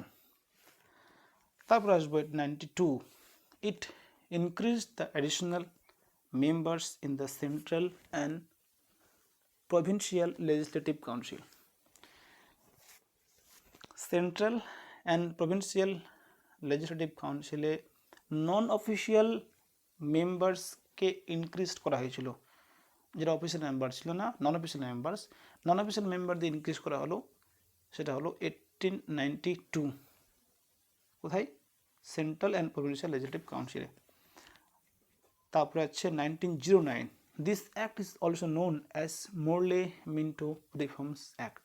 এটাই আমরা কাউন্সিল অ্যাক্টের লাস্ট পড়ছি, সেটা হলো 1909। অনেকেই জানি এটা, 1909-কে মোরলে-মিন্টো রিফর্মস অ্যাক্ট বলা হয়। আর এই জন্য মোরলে-মিন্টো রিফর্মসের বলা হয় যে Lord মোরলে was the then Secretary of the State for India and Lord Minto was the then Viceroy of India. আমরা বলেছিলাম একটু আগে যে গভর্নমেন্ট অফ ইন্ডিয়া অ্যাক্টের মাধ্যমে 1858-এ নতুন একটা ভাইসরয় পোস্ট এবং state for India secretary for India একটা পোস্ট ক্রিয়েট করা হয়েছিল। তো ওটাই বলছি যে লর্ড মোরলে ওই সময় কী ছিল, সেক্রেটারি ছিল স্টেটের, আমাদের দেশের যে সেক্রেটারি ছিল ওই সময় সে হচ্ছে লর্ড মোরলে, আর ভাইসরয় ছিল হচ্ছে মিন্টো। তো ওই সেক্রেটারি আর আছে যে ভাইসরয়, এদের নামেই কিন্তু ইন্ডিয়ান কাউন্সিল অ্যাক্ট 1909-এর নাম হয়েছে। সেই জন্য বলা হচ্ছে the act is also known as Morley Minto reforms act. Reform মানে বুঝতে পেরেছেন, সংশোধন করা। ওই ইন্ডিয়ান গভর্নমেন্ট অফ ইন্ডিয়া অ্যাক্টকে বারবার কী করা হয়েছে, সংশোধন করা হয়েছে। তো Morley Minto reforms act, lord Morley was the then secretary of the state for India and Lord Minto was the then Viceroy of India. The number of members in the Central Legislative Council was raised from 16 to 60. Central Legislative Council-এ মেম্বারকে increase করা হয়েছিল 16 থেকে 60। আমাদের যেমন এখানে প্রত্যেকটা স্টেটে আলাদা করে লেজিসলেচার আছে, বিধানসভা যেটা বলি আমরা, এবং পুরো কান্ট্রির জন্য একটা আমাদের কি আছে, পার্লামেন্ট যেটা বলি, সংসদ, যেখানে ল তৈরি হয়। তো ওই সময় প্রভিন্সিয়াল লেজিসলেটিভ কাউন্সিল, আমি বললাম একটু আগে বাংলা ছিল, পাঞ্জাব, নর্থ ইস্টার্ন ফ্রন্টিয়ার, এটা বলা হলো।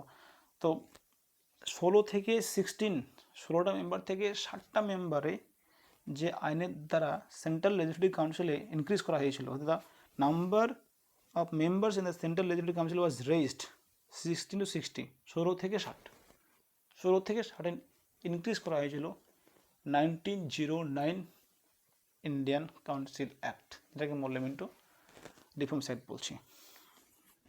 খুব important question. It provided the Indians for the first time to join the viceroy's executive council.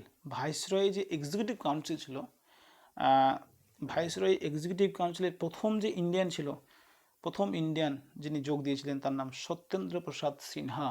Satyendra Prasad Sinha যিনি ভাইসরয়ের এক্সিকিউটিভ কাউন্সিলে যোগদান দিয়েছিলেন, সত্যেন্দ্র প্রসাদ সিনহা যিনি ভাইসরয়ের এক্সিকিউটিভ কাউন্সিলে ফার্স্ট যোগদান দিয়েছিলেন। কোশ্চেনটা আসে যে ফার্স্ট ইন্ডিয়ানের নাম বলো যে ভাইসরয়ের এক্সিকিউটিভ কাউন্সিলে জয়েন দিয়েছিলেন, উত্তর হবে Satyendra Prasad Sinha. He was appointed as the law member, তাকে ল মেম্বার হিসেবে অ্যাপয়েন্ট করা হয়েছিল।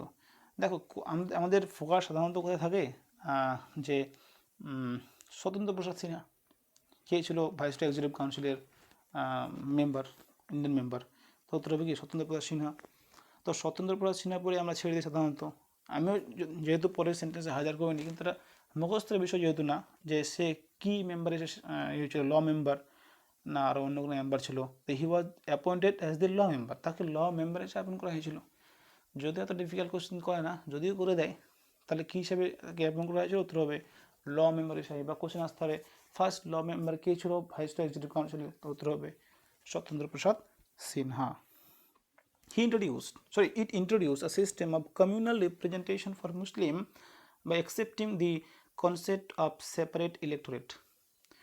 Separate electorate মানে হচ্ছে আলাদাভাবে প্রতিনিধিত্ব করার যে ক্ষমতা দেওয়া, সেই ক্ষমতা বা সেই পাওয়ার পেয়েছিল কে, মুসলিম লীগ।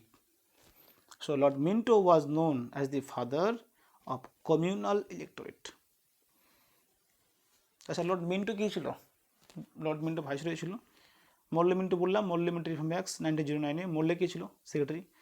তো মিন্টোকে বলা হচ্ছে, লর্ড মিন্টোকে যে ভাইসরয় ছিল, তাকে বলা হচ্ছে ফাদার অফ কমিউনাল ইলেক্টোরেট। আচ্ছা, আবার রিপিট করছি আমি, কমিউনাল ইলেক্টোরেট কাকে বলছি? যে ধর্মের ভিত্তিতে আলাদাভাবে প্রতিনিধিত্ব করার যে ক্ষমতা দেওয়া। আলাদাভাবে প্রতিনিধিত্ব করার ক্ষমতা মানে কি? যেমন এখন বর্তমানে সিচুয়েশন দিয়ে আমরা দেখি যে কংগ্রেস আছে, টিএমসি আছে, সিপিএম আছে, বিজেপি আছে, এই যে আলাদা পার্টিগুলো আছে, তারা কি করে যখন ভোট হয় তারা আলাদাভাবে ভোটে লড়ে একসঙ্গে। তো অনেক সময় যখন কোয়ালিশন হয়, কোয়ালিশন জয়েন্ট, কোয়ালিশন না জয়েন্ট, যখন একসঙ্গে লড়ে তো আমরা জয়েন্ট বলি, তারা একসঙ্গে লড়ছে। হ্যাঁ, তো জোট, যেগুলো জোট, বাংলায় যেটা জোট বলা হয়, জোট হয়ে লড়ছে, অর্থাৎ একটা পার্টিকুলার কনস্টিটিউয়েন্সিতে সেখানে দেখা গেল যে সিপিএমের পাওয়ার খুব বেশি আছে। সিপিএম মোটামুটি না হলেও 30 বা 40% ভোট নিতে পারবে। এরকম একটা 40% ভোট, 35, 30 বা 40% ভোট একাই নিতে পারবে। আদার যে পার্টিগুলো আছে ওদের তো পাওয়ার নেই, হয়তো কেউ 20% পাচ্ছে, কেউ 15% পাচ্ছে, কেউ 5% পাচ্ছে। তো আদার যে পার্টিগুলো থাকবে তারা কি করবে, সেই যে মেজরিটি পার্টি, অর্থাৎ পার্টিগুলোর মধ্যে মেজরিটি যে, অর্থাৎ যে 35 বা 40% ভোট পাওয়ার মতো তার ক্ষমতা আছে, সেই পার্টিকে ডিফিট করার জন্য তারা কোয়ালিশন করবে, জোট করবে। জোট মানে এটাই যে তারা আলাদাভাবে লড়বে না, অর্থাৎ আলাদাভাবে কোনো সিট দেবে না। যদি দেখা গেল এটা কোনো কনস্টিটিউশন, যে কোনো একটা কনস্টিটিউশন ধরে নিন, বিধানসভা হতে পারে, লোকসভা হতে পারে, যে কোনো হতে পারে, সেখানে দেখা হলো যে সিপিএম আর হচ্ছে কী করেছে, কংগ্রেস জোট করেছে। ধরো টিএমসি ওখানে একাই হচ্ছে 30% বা 40% ভোট পাওয়ার মতো তার পাওয়ার আছে, সেখানে সিপিএম আর কংগ্রেস জোট করেছে। জোট করা মানে এটাই যে ওরা জোট করে দেওয়ার, টিএমসি সিপিএমের মনে করো 20% এখানে পাওয়ার আছে, ভোটিং নেওয়ার পাওয়ার আছে, বা সেখানে কংগ্রেসের 15% আছে বা 25% আছে। তো এরা কী করবে, কোয়ালিশন করে, কেউ 30 পাচ্ছে বা 20 পাচ্ছে, 20-30 মিলে 50 হয়ে যাচ্ছে। তো এমনিতেই মেজরিটির মতো হয়ে যাচ্ছে, আর মেজরিটি হলে তো একটা গভর্নমেন্ট ফর্মেশন করা যায়। তো এরা কী করে, জাস্ট এখানে আলাদাভাবে তারা লড়ে না, যেখানে যার পাওয়ার আছে, মনে করে একটা কনস্টিটিউশনিতে কংগ্রেসের বেশি ভোট নেওয়ার ক্ষমতা আছে, তো সেখানে হয়তো সিপিএম আর কী করবে, সিট দেবে না। তাহলে ঠিক আছে, তোমরা এখানে সিট দাও, আমরা এখানে দেবো না, আমরা এখানে বেশি ভোট পাবো না, যেহেতু যেখানে আবার সিপিএমের বেশি পাওয়ার আছে সেখানে তো কংগ্রেস ওই সিটটা ছেড়ে দিল, ঠিক আছে তোমরা ওই জায়গাতে ফাইট করো।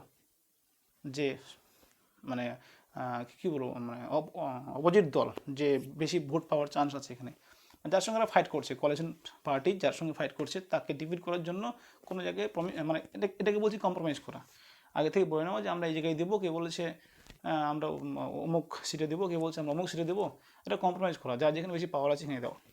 তো যাই হোক কমিউনাল ইলেকটোরেট যেটা আমি বলতে বোঝাচ্ছিলাম সেটা আলোচনা করি, যে কমিউনাল ইলেকটোরেট হলো যে এখন তো পলিটিক্যাল পার্টিগুলো আছে না, এখন পলিটিক্যাল পার্টি ধর্মের ভিত্তিতে নেই, এখন ওই সময় ধর্মের ভিত্তিতে করা হয়েছিল।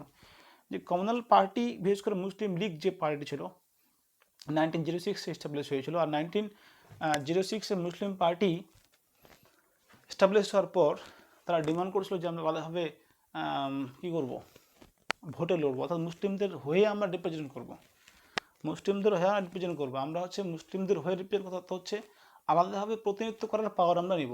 তো বললে মিন্টো দিয়েছিল, মিন্টো দিয়েছিল, কারণ মিন্টো এই জন্য দিয়েছিল ওই সময় তো একটা পার্টিশন ব্যাপার ছিল আমরা জানি। তো ওরা চাইতো যে মুসলিম হিন্দু মুসলিমের মধ্যে যত ভাগাভাগি হবে ততই আমাদের কী হবে, রাজ করার সুবিধা হবে। অশান্তি করবে ওরা, আমরা তো অশান্তি করবো না, মারপিট করবে ওরা, মরবে ওরা, আমরা বসে বসে রুলিং করবো। কিন্তু এটা যে সুদূরপ্রসারী হবে না সেটা ওরা ভাবতে পারিনি। আর সমস্যা তো থেকেই গিয়েছিলো, অলরেডি সমস্যা থেকেছিল বলে আজকে আমাদের ইন্ডিয়া পাকিস্তান পার্টিশন এগুলো হয়েছে, আমরা জানি। তো ওই টপিক আমরা যাব না, সেটা অনেক হিস্ট্রি ব্যাপার, হিস্ট্রি আলোচনা করে সময় শেষ করা হবে। তো কমিউনাল ইলেকটোরেট এই যে আলাদাভাবে প্রতিনিধিত্ব করার পাওয়ার, আলাদাভাবে প্রতিনিধিত্ব করার পাওয়ার যে দেওয়া হয়েছিল, লর্ড মিন্টো দিয়েছিল, এটা পাওয়ার ফলেই কিন্তু মুসলিম লীগ আলাদাভাবে একটা কি পলিটিক্যাল পাওয়ার, আলাদাভাবে পলিটিক্যাল পাওয়ার শক্তি, কী বলবো, রাজনৈতিক শক্তি হিসেবে আত্মপ্রকাশ করেছিল। বিশাল একটা পাওয়ার ছিল। এই কথাই বলছি এখানে, it introduce system of communal representation for Muslim by accepting the concept of separate electorate, আলাদাভাবে তারা ভোটে লড়বে। So lord Minto was known as the father of communal electorate. Government of India act 1909, 1919 খ্রিস্টাব্দে government of India act pass হলো আবার একটা, আমরা 1858-এ পড়লাম যেটা, সেটা first government of India act. আর তারপরে যে কাউন্সিল অ্যাক্টগুলো পাস হলো, যেখানে বললাম 61 পড়া হলো, তারপরে 92-তে পড়া হলো, 1909-তে, এগুলো জাস্ট রিফর্ম করেছিল। 1858-এ government of India act pass করার পর সেটাকে নিয়ে যখন রুলিং করা শুরু হলো, তার মধ্যে কিছু উইকনেস চলে এসেছিলো, কিছু সংশোধন করা হয়েছিল, সেই সংশোধনের ব্যাপারগুলোই কাউন্সিল অ্যাক্টে করা হয়েছিল। তো গভর্নমেন্ট অফ ইন্ডিয়া অ্যাক্ট 1909 ছিল, এই 1909 নতুন করে রুল রেগুলেশন সেটা করা হলো, মানে বলতে পারি এটা নতুন একটা কনস্টিটিউশনের মতো কাজ করলো 1909, যেহেতু গভর্নমেন্ট অফ ইন্ডিয়া অ্যাক্ট। তো নতুন একটা গভর্নমেন্ট অফ ইন্ডিয়া তৈরি করা হলো 1909-এ। আর এই 1909-এর কী ফিচার্স ছিল দেখে নিই। On August 20, 1917, the British government declared for the first time that its objective was the gradual introduction of responsible government in India. অর্থাৎ যে 1917 খ্রিস্টাব্দে ব্রিটিশ গভর্নমেন্ট ডিক্লেয়ার করলো যে আমাদের যে উদ্দেশ্য, আমরা আস্তে আস্তে কী করবো, রেসপন্সিবল গভর্নমেন্ট সেট আপ করবো, রেসপন্সিবল দায়িত্বশীল সরকার, ইন্ডিয়াতে আমরা দায়িত্বশীল সরকার তৈরি করব। The government of India act 1909 was thus enacted. আর এই জন্যেই 1919 খ্রিস্টাব্দে এই government of India act pass করা হয়েছিল দায়িত্বশীল সরকার গঠনের জন্য, which came into force in 1921, pass হলো 1919-এ। আর ইনেক্ট করা হলো কবে, কেম ইন্টু ফোর্সে 21-এ, ডিক্লেয়ার করলো কবে, 1917-এ। ব্রিটিশ গভর্নমেন্ট 1917-এ বললো। দেখো 17, 18, 19, 20, 21, 2 বছর পর 17 সালে ডিক্লেয়ার করলো যে দায়িত্বশীল গঠন করতে হবে। 1919 সালে গভর্নমেন্ট অফ ইন্ডিয়া পাস করলো। 1921 সালে কী করলো, এই 1919 সালে পাস করা গভর্নমেন্ট অফ ইন্ডিয়াকে এফেক্টে নিয়ে আসলো, অর্থাৎ ফোর্সে নিয়ে আসলো। This act is also known as Montagu Chelmsford reforms act.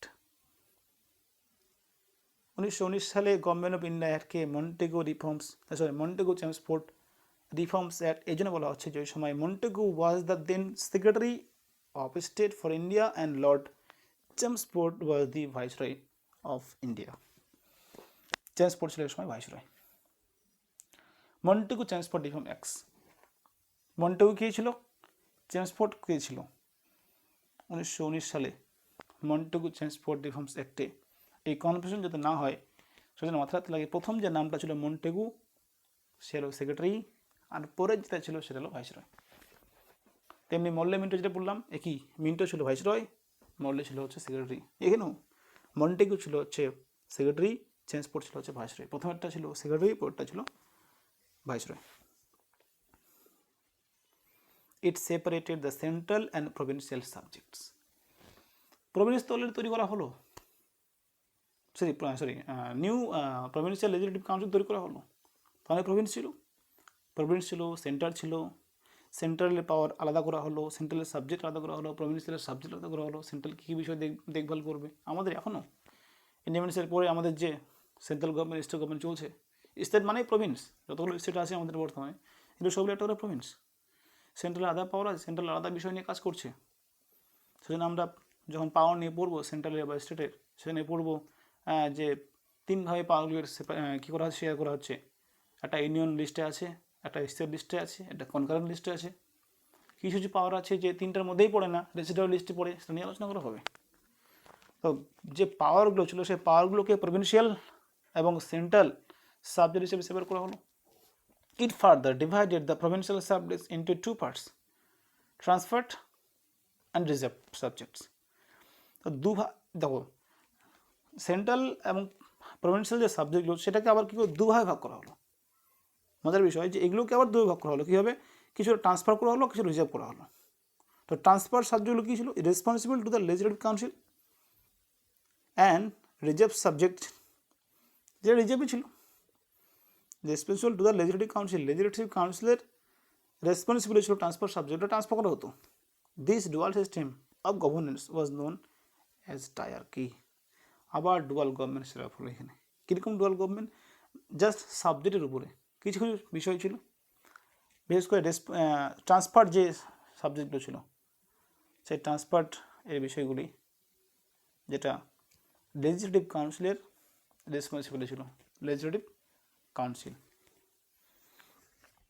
তো এই হচ্ছে ব্যাপার। সেই জন্য দেখুন এখান থেকে যে কোশ্চেন তৈরি হবে যে ডুয়াল স্কিম অফ গভর্নেন্স বা যেরকম ডায়ার্কি কবে চালু হয়। তো ডায়ার্কি যদি হয় তো উত্তর হবে 1919-এ।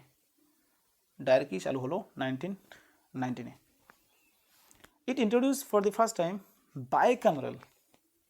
Thus Indian Legislative Council was replaced by bicameral legislature consisting of an upper house, that is Council of State, and lower house, Legislative Council. বাইকামেরাল দ্বিকক্ষ বিশিষ্ট সংসদ। আমাদের বর্তমানে দ্বিকক্ষ বিশিষ্ট সংসদ আছে, সংসদ দুটো আমাদের, একটা রাজ্যসভা, লোকসভা, সেন্ট্রাল যদি বলি আমরা, তেমনি সেখানেও বাইকামেরালিজম প্রথম ইন্ট্রোডিউস করা হয়েছিল ইন্ডিয়ান লেজিসলেটিভ কাউন্সিলে। তো একটা বলছে আপার হাউস, একটা lower house. Indian legislative council মানে জানেন, ইন্ডিয়ান লেজিসলেটিভ কাউন্সিল মানে হচ্ছে ভারতীয় কী বলবো সংসদীয় কাউন্সিল, অর্থাৎ যেখানে ল তৈরি হয় বা আইন তৈরি হয়।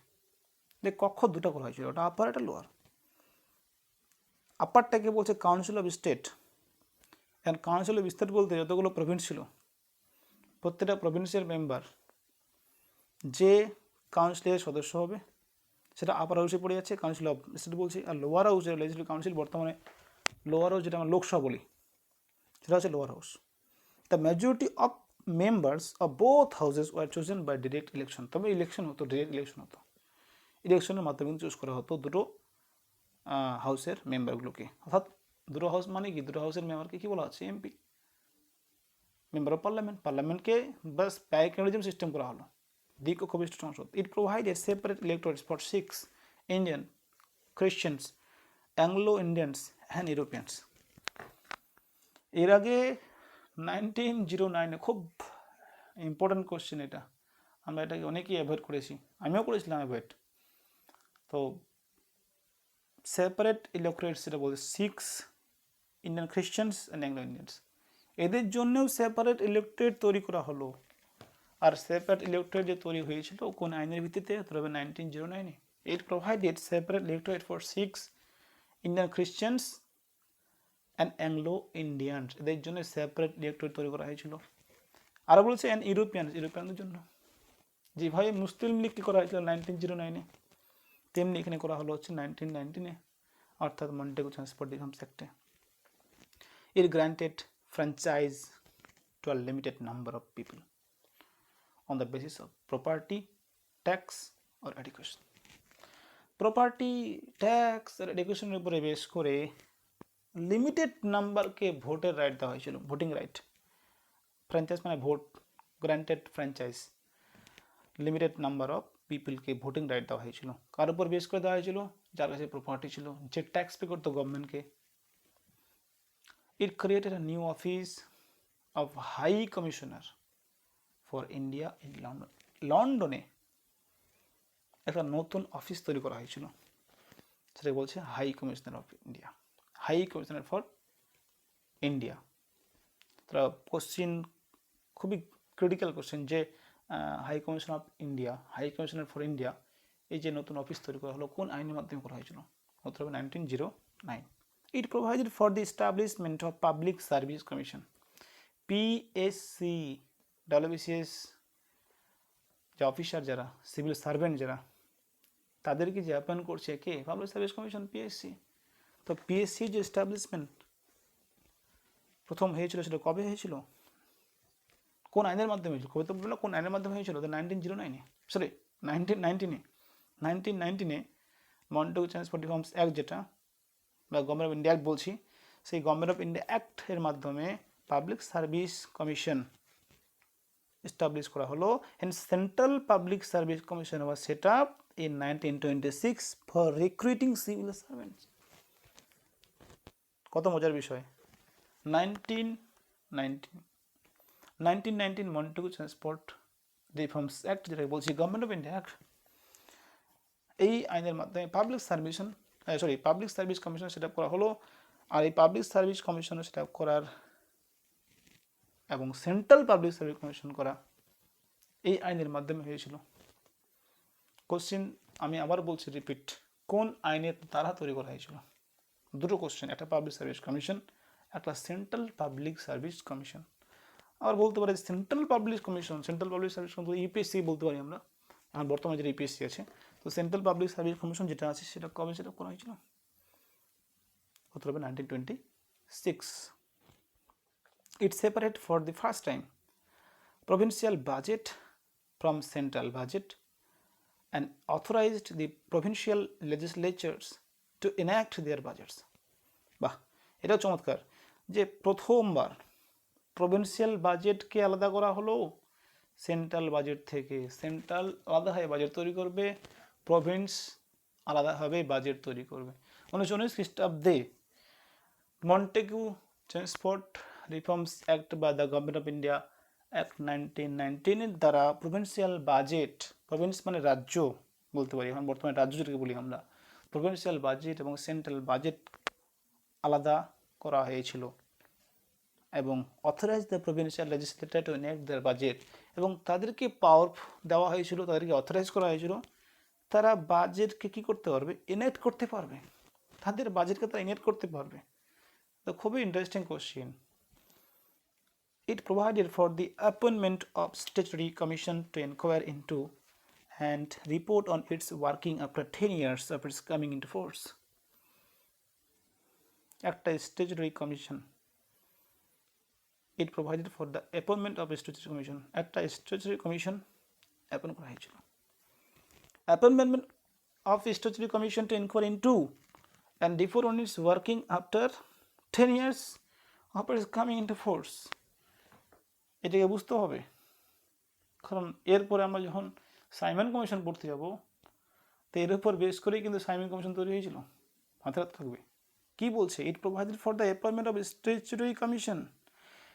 বলছে 1919 সালে যে আইনটা পাস হলো, সেই আইন পাসের মাধ্যমে কিন্তু একটা এম্পাওয়ার করা হয়েছিল, একটা পাওয়ার দেওয়া হয়েছিল। কিসের?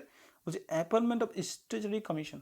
স্ট্যাচুটরি কমিশন, একটা স্ট্যাচুটরি কমিশন তৈরি করা হবে, যে কমিশন তৈরি করার মাধ্যমে কী করা হবে?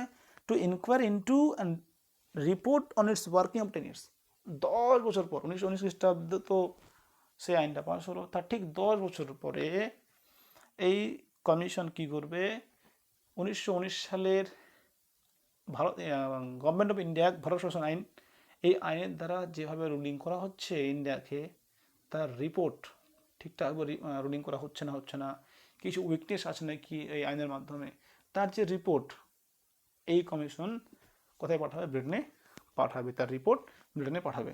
এটাই বলছে যে স্ট্যাচুটরি কমিশন তৈরি করা হবে 10 বছর পর, এই 1919 সালের আইনেই সেটা বলা হয়েছিল। সাইমন কমিশন যেটা আমি বললাম একটু আগে, সেটাই it came in India 2 years ago।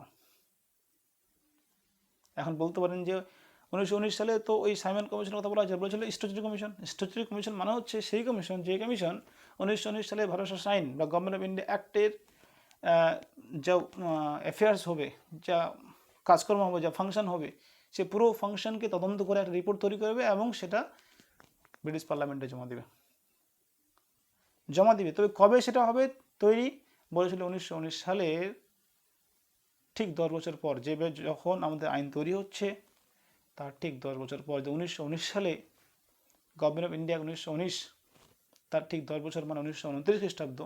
1929 খ্রিস্টাব্দে হিসাব মতো সাইমন কমিশন আসার কথা ছিল, কিন্তু 1929 খ্রিস্টাব্দে আসেনি, ঠিক 2 বছর আগে ছিল। সেজন্য বলেছে it came in India 2 years ago, that means 1927।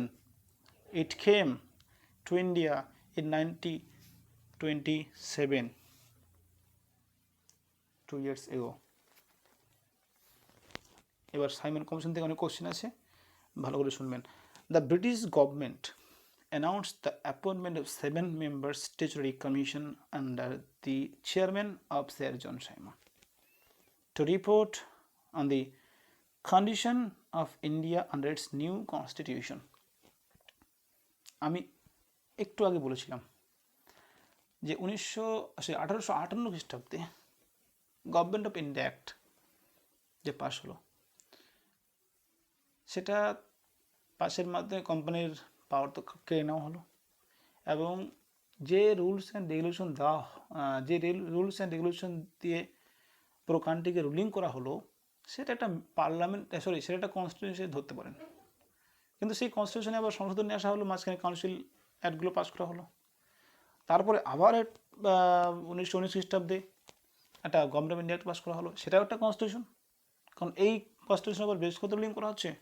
তো 1919 খ্রিস্টাব্দে যে রুলস অ্যান্ড রেগুলেশনগুলো তৈরি করা হলো, অর্থাৎ গভর্নমেন্ট অফ ইন্ডিয়া অ্যাক্ট যেটা বলছি আমরা, এই অ্যাক্টের মাধ্যমে যে নতুন একটা রুলস অ্যান্ড রেগুলেশন তৈরি হলো গভর্নমেন্টকে কন্ট্রোল করার জন্য বা রুলিং করার জন্য। তো এই যে কনস্টিটিউশন বলতে পারি, এটা কনস্টিটিউশন বলতে পারি, এটা একটা কনস্টিটিউশন। এই কনস্টিটিউশনে বেস করে ইন্ডিয়াতে যে রুলিং করা হতো, ইন্ডিয়াতে যে কোম্পানি যে ব্রিটিশ ভাইসরয় যে ফাংশন, ভাইসরয় কীভাবে পুরো কান্ট্রি রুলিং করছে তার যে ফাংশন, তো এটা কি বলছি না, আমরা বলছি the British government announce the appointment of 7-member statutory commission under the chairmanship of sir John Simon.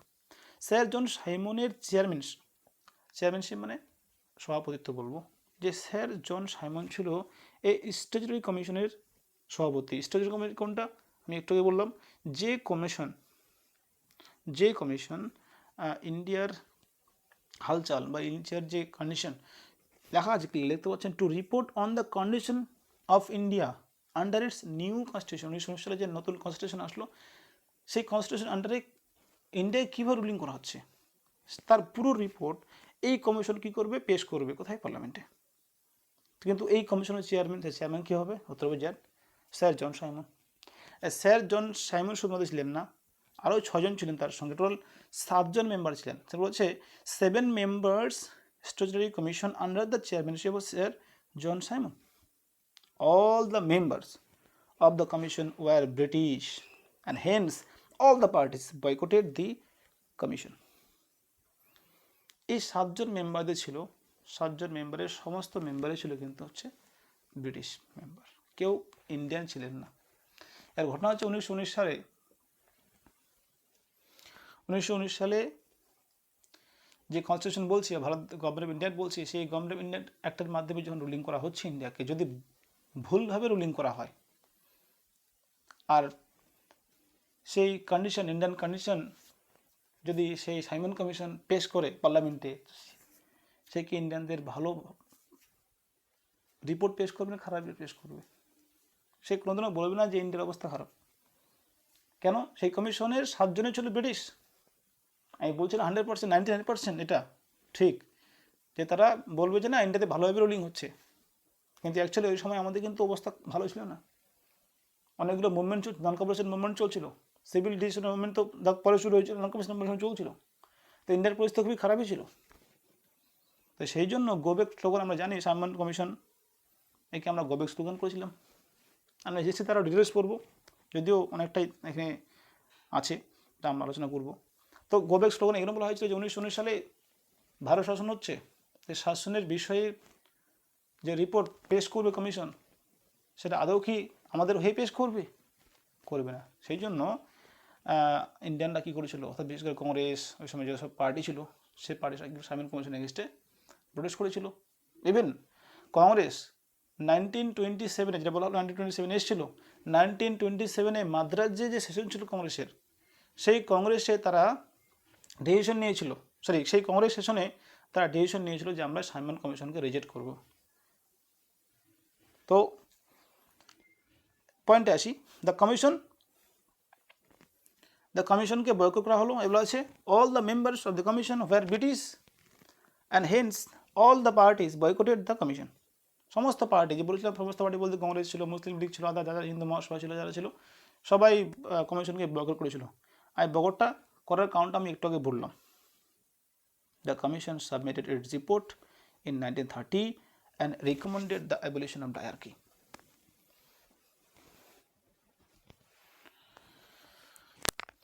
1930 খ্রিস্টাব্দে। আচ্ছা, আমি একটা কথা বলি, এই সাইমন কমিশনের ব্যাপারে ডিসকাস আমি হিস্ট্রিতে আলোচনা করব, বিশেষভাবে করব। সেখানে সাইমন কমিশনের মেম্বার কে ছিল সেটা আলোচনা করা হবে। ফার্স্ট কোথায় এসেছিল, ইন্ডিয়ার কোন জায়গাতে এসেছিল, মুম্বাই এসেছিল, সব আলোচনা করা হবে। এখন অত আলোচনা করা যাবে না, জাস্ট মেন পয়েন্টগুলো আলোচনা করছি। তো the commission submitted it's report 1930, যে কমিশন আসলো সেই কমিশন কী করলো, 1930 খ্রিস্টাব্দে তার রিপোর্ট সাবমিট করলো। কোথায় সাবমিট করলো? কোথায়? ব্রিটেনে, তাই না? And recommended the abolition of dyarchy, এবং বললো যে ডায়ার্কি তুলতে হবে। ডায়ার্কি বললাম একটু আগে, ডায়ার্কি যেটা চালু করেছিল 1919, সেটা তুলতে হবে। Extension of responsible government in the provinces, আর প্রভিন্সে প্রত্যেকটা স্টেট, বর্তমানে আমরা স্টেট যেটা বলছি, প্রত্যেকটা প্রভিন্সে রেসপন্সিবল গভর্নমেন্ট সেট আপ করতে হবে। Extension of responsible government in the provinces, establishment of a federation of British India and peninsula states. এবং আমাদের কী করতে হবে? ফেডারেশন তৈরি করতে হবে, এস্টাবলিশমেন্ট ফেডারেশন অফ ব্রিটিশ ইন্ডিয়াটা ফেডারেশন তৈরি করতে হবে প্রিন্সলি স্টেটগুলোর সাথে। Continuation of communal ইলেক্টোরেট and so on, আর যে কমিউনাল ইলেক্টোরেট আছে সেটাকে রাখতেই হবে। অর্থাৎ যেমন মুসলিম লীগদের আলাদা ছিল, শিখদের আলাদা ছিল, খ্রিশ্চানদের আলাদা ছিল, অ্যাংলো ইন্ডিয়ানদের আলাদা ছিল, ইউরোপিয়ানসদের আলাদা ছিল, সেপারেট ইলেক্টোরেট যে পাওয়ার ছিল, এটা কন্টিনিউ থাকবে। Two consider the proposal of the commission, the British government convened 3 roundtable conferences of the representatives of the British government. দেখো, 3 রাউন্ড-টেবিল কনফারেন্স, 3টা রাউন্ড-টেবিল কনফারেন্স হয়েছিল। 3টা রাউন্ড-টেবিল কনফারেন্স কেন হলো? রাউন্ড-টেবিল কনফারেন্স কেন হলো? ব্রিটিশ গভর্নমেন্ট যখন রিপোর্টটাকে দেখলো, এই রিপোর্টের ভিত্তিতে কিন্তু রাউন্ড-টেবিল কনফারেন্সের কথা বলা হয়েছিল। আমরা পুরো ফার্স্ট রাউন্ড-টেবিল কনফারেন্স কখন হয়েছিল? 30-তে, 31, 32-তে 3টা পর্ব হয়েছিল, এবং প্রথমবার কংগ্রেস যোগদান দেয়নি, পরটা দিয়েছিল।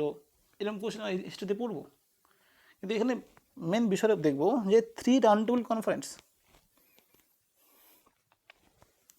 3 রাউন্ড-টেবিল কনফারেন্স কার উপর বেস করে এই কনফারেন্স করা হলো?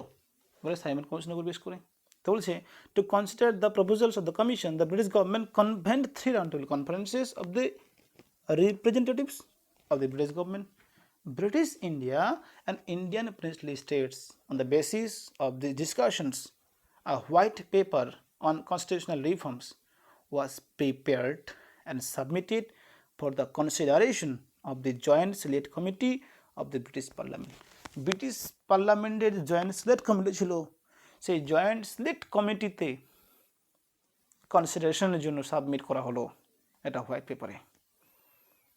The recommendations of the committee were incorporated in the next government of India act 1935। আর যে রিকমেন্ডেশন করা হলো সেটাকে ইনকর্পোরেট করা হলো, ফুলফিল করা হলো, ইমপ্লিমেন্ট করা হলো, সেটা হচ্ছে 1935 যে অ্যাক্ট তৈরি করা হয়েছিল গভর্নমেন্ট অফ ইন্ডিয়া অ্যাক্ট 1935। আর এটাই ছিল লাস্ট অ্যাক্ট, এটাই হচ্ছে ব্রিটিশ গভর্নমেন্টের লাস্ট অ্যাক্ট ছিল গভর্নমেন্ট অফ ইন্ডিয়া 1935।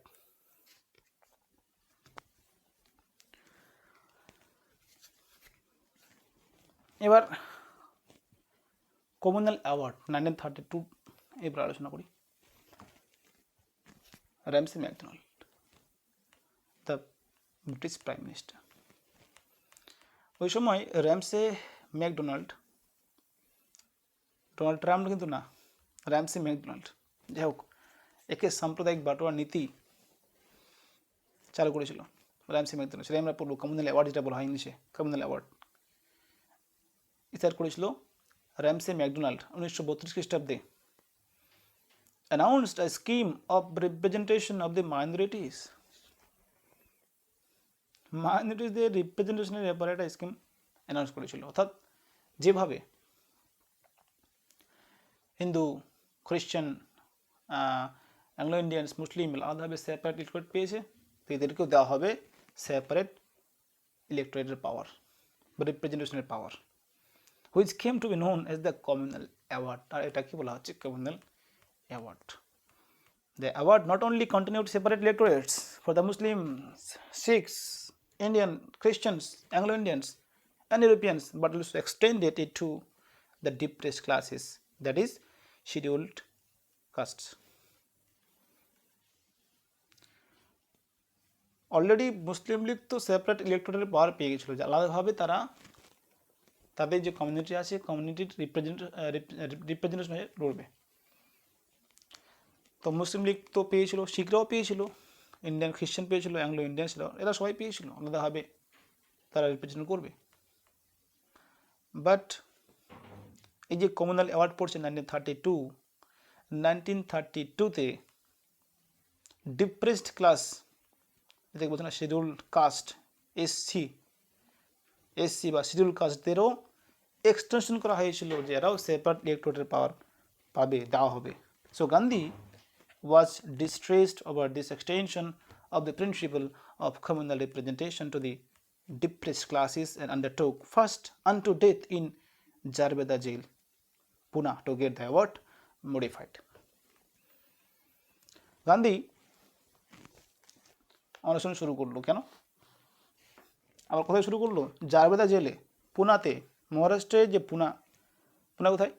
ঠিক মুম্বাইয়ের একটু পাশেই, সে পুনার জারবেদা জেলে অনশন শুরু করলো। এই জন্যে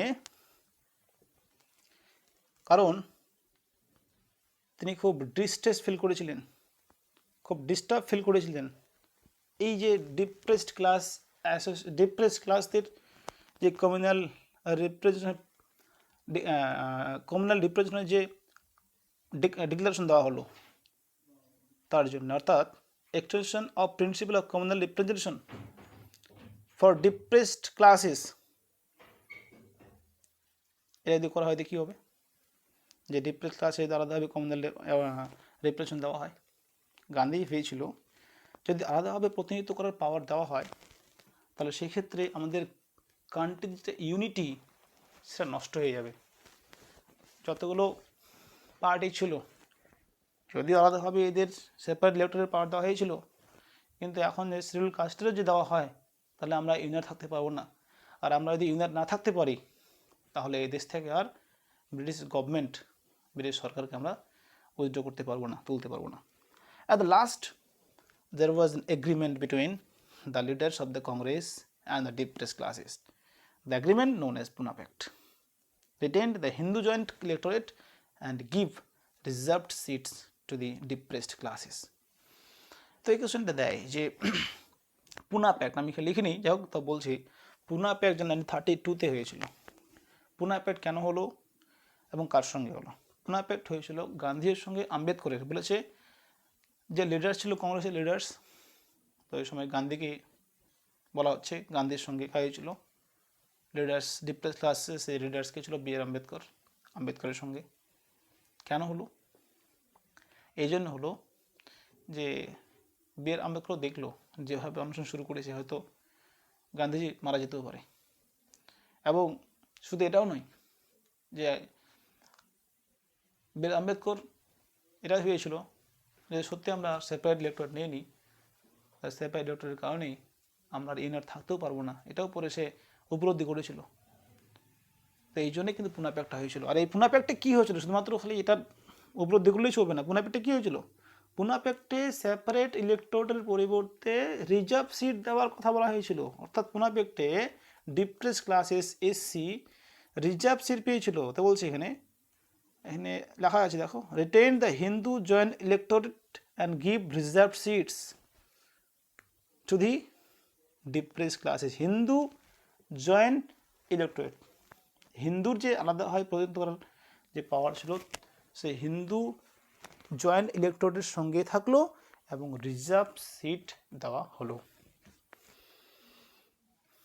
গভর্নমেন্ট অফ ইন্ডিয়া অ্যাক্ট 1935 কি ফিচার ছিল? It provided for the establishment of an all India federation consisting of provinces and princely states as units. All India federation তৈরি করার কথা বলা হলো। It provided for the establishment all India federation consisting of provinces and princely states. যতগুলো province ছিল, যতগুলো princely state ছিল, এটাকে একটা ইউনিট হিসেবে ধরা হলো। সে 1935 অ্যাক্টেই বলা হয়েছিল, the act divided the powers between the centre and units in terms of three list. In terms of three list, তিনটা লিস্টে কী করা হলো? পাওয়ারকে ডিভাইড করে দেওয়া হলো। একটা ছিল ফেডারেল লিস্ট, একটা ছিল প্রভিন্সিয়াল লিস্ট, একটা ছিল কনকারেন্ট লিস্ট। তো যখন পাওয়ারগুলোকে ডিভাইড করা হলো তিনটা লিস্টে, ফেডারেল, প্রভিন্সিয়াল অ্যান্ড কনকারেন্ট, তো ফেডারেল লিস্টে বিশেষ করে সেন্টারের যে পাওয়ার ছিল ফেডারেল লিস্ট, তো ফেডারেল লিস্টে 59 আইটেমস ছিল, তার 59 সাবজেক্ট ছিল। 59 সাবজেক্টসের পাওয়ার ফেডারেল লিস্টে ছিল, যেটা সেন্টারের আওতায়। প্রভিন্সিয়াল লিস্ট অর্থাৎ প্রভিন্স বা স্টেট যেটা বলছে সেটা হচ্ছে 54, অ্যান্ড কনকারেন্ট লিস্ট 36। কনকারেন্ট লিস্টে যে পাওয়ার ছিল 36। কনকারেন্ট বলতে both centre and state, Province and centre দুজনে ইউজ করতে পারবে। আমরা আসবো যখন পড়তে যাবো আমাদের ইন্ডিয়ান কনস্টিটিউশনের ইয়েতে, সব পড়বে এগুলো। So residuary powers were given to the viceroy. আর রেসিডারি পাওয়ার অর্থাৎ যেটা কনকারেন্টও পড়ছে না, ফেডারেল লিস্টেও পড়ছে না এবং প্রভিন্সিয়াল লিস্টেও পড়ছে না, সেই সব পাওয়ার সেটা দেওয়া হবে কাকে? ভাইসরয়কে। But princely state did not join it. তবে প্রিন্সলি স্টেট জয়েন করেনি। বলা হয়েছিল যে আমরা ইউনিট তৈরি করবো প্রিন্সলি স্টেটগুলোকে নিয়ে, কিন্তু প্রিন্সলি স্টেট যোগদান করেনি। এই ছিল ডিভাইডেড, মানে পাওয়ার কীভাবে ডিভাইড করা হলো, ফেডারেল, প্রভিন্সিয়াল, কনকারেন্ট। তো কোশ্চেন যেটা আছে, ফেডারেল লিস্টে করার সাবজেক্ট ছিল 59, প্রভিন্সিয়াল লিস্টে ওটা ছিল 54, কনকারেন্টে 36। ইট অ্যাবলিশড হায়ারার্কি in the provinces and introduced provincial autonomy in its place. আমরা একটু কিন্তু ডিসকাস করলাম 1935 কী হয়েছিল, ডায়ারার্কিকে অ্যাবলিশড করা হয়েছিল। আর ডায়ারার্কি ইস্টাবলিশ করা হলো কবে? ডায়ারার্কিকে ইস্টাবলিশ করা হয়েছিল 1919-এ। আর প্রভিন্সে ডায়ারার্কিকে অ্যাবলিশ করা হলো আর প্রভিন্সিয়াল অটোনমি দেওয়া হলো। ডায়ারার্কি উইথড্র করে অটোনমি দেওয়া হলো। মাথায় রাখবে যে প্রভিন্সে ডায়ারার্কিকে উইথড্র করে তার পরিবর্তে প্রভিন্সিয়াল অটোনমি অর্থাৎ স্বায়ত্ত শাসন যেটা বলা হয়, নিজের জায়গায় নিজেই হিরো, আমরা আমাদের কাজকর্ম, আমাদের অ্যাফেয়ার্স নিজেরাই মেনটেন করবো, কন্ট্রোল করবো, এই প্রভিন্সিয়াল অটোনমি দেওয়া হলো। আর ডায়ারার্কি তো একটু বললাম, তো ডায়ারার্কি উইথড্র করে প্রভিন্সিয়াল অটোনমি দেওয়া হলো কবে? 1935 যে গভর্নমেন্ট অফ ইন্ডিয়া ছিল সেই অ্যাক্টের মাধ্যমে। It provided for the adoption of dyarchy at the centre. এবং সেন্টারে কিন্তু ডায়ারার্কি সিস্টেম ছিল। প্রভিন্সে উইথড্র করা হলো ঠিকই, প্রভিন্সে অ্যাবলিশ করা হলো ঠিকই, বাট সেন্টারে ছিলই, সেন্টারে নেওয়া হলো। ইট ইন্ট্রোডিউসড বাইক্যামেরালিজম। বাইক্যামেরালিজম বলেছি দিক কক্ষ বিশিষ্ট সংসদ, অর্থাৎ যেমন আমাদের আপার হাউস, লোয়ার হাউস বর্তমানে আছে, রাজ্যসভা, লোকসভা। তো এটা অর্থাৎ 1935 কী করেছিল, বাইক্যামেরালিজম চালু করেছিল। যেমন legislative council, legislative assembly. Council যেটা আছে সেটা আপার হাউস পড়ে আছে, আর লেজিসলেটিভ অ্যাসেম্বলি যেটা বলছে লোয়ার হাউস পড়ে আছে। তো এই যে লেজিসলেটিভ কাউন্সিল, লেজিসলেটিভ অ্যাসেম্বলি অর্থাৎ বাইক্যামেরালিজম, এটা বাইক্যামেরালিজম তো আমরা 1990-তে পড়লাম যে 1990-তে বাইক নিয়ম ইন্ট্রোডিউস করা হলো, সেটা কোথায় করা হয়েছিল? সেন্টারে করা হয়েছিল। বাট প্রভিন্সগুলোতে করা হয়েছিল 1935। গভর্নমেন্ট অফ ইন্ডিয়া 1935 প্রভিন্সগুলোতে বাইক্যামেরালিজম ইন্ট্রোডিউস করা হয়েছিল। তার টোটাল কটা প্রভিন্স ছিল? এই সময় 6টা প্রভিন্স ছিল। In 6 provinces, that is Bengal, Bombay, Madras, Bihar, Assam and United Provinces out of 11 provinces. Total 11টা প্রভিন্স ছিল। 11টা প্রভিন্সের মধ্যে 6টা প্রভিন্সে বাইক্যামেরালিজম ইন্ট্রোডিউস করা হয়েছিল। বাইক্যামেরালিজম দ্বিকক্ষ বিশিষ্ট আইনসভা, উচ্চসভা আর নিম্ন, উচ্চ আর নিম্ন, উচ্চকক্ষ নিম্নকক্ষ। তো কোশ্চিন দুভাবে আসতে পারে যে সেন্টারে বাইক্যামেরালিজম কবে ইন্ট্রোডিউস করা হয়েছিল? তো 1919-এ। আর যদি বলা হয় প্রভিন্সগুলোতে বাইক্যামেরালিজম কবে শুরু করা হলো? উত্তর হবে 1935-এ। It abolished the Council of India established by the Government of India Act 1858. Council of India যেটা 1858-এ এস্টাবলিশ করা হয়েছিল সেটাকে অ্যাবলিশ করা হলো 1935-এ। 1858-এ এস্টাবলিশড করা কাউন্সিল অফ ইন্ডিয়াকে অ্যাবলিশ করা হলো এবং the secretary of state for India was provided with the team of adviser. যে কাউন্সিল অফ ইন্ডিয়া ছিল 15 জন সদস্যের একটা উপদেষ্টা পরিষদ ছিল কাউন্সিল অফ ইন্ডিয়া, সেটাকে অ্যাবলিশ করা হলো এবং সেক্রেটারিকে হেল্প করার জন্য কী করা হলো? একটা অ্যাডভাইজারি টিম তৈরি করা হলো। 10% of total population got the voting right. Question দুভাবে আসবে যে ফার্স্ট ভোটিং রাইট কবে দেওয়া হয়েছিল? 1919-এ। তবে সেটা ডিপেন্ড করতো প্রপার্টির উপরে, ট্যাক্স পেইংয়ের উপরে। আর এখানে 10% টোটাল পপুলেশন ছিল, তার টোটাল পপুলেশনের 10% ভোটিং রাইট কিন্তু পেয়েছিল। তো কোশ্চেন আসতো 10% ভোটিং রাইট কোন গভর্নমেন্ট অ্যাক্টের মাধ্যমে দেওয়া হয়েছিল? 1935। It provided for the establishment of reserve bank of India 1935 1 April. এটা অনেকেই জানে যে 1 এপ্রিলে reserve bank of India establish করা হয়েছিল। Reserve bank of India establish করা হয়েছিল 1 April 1935।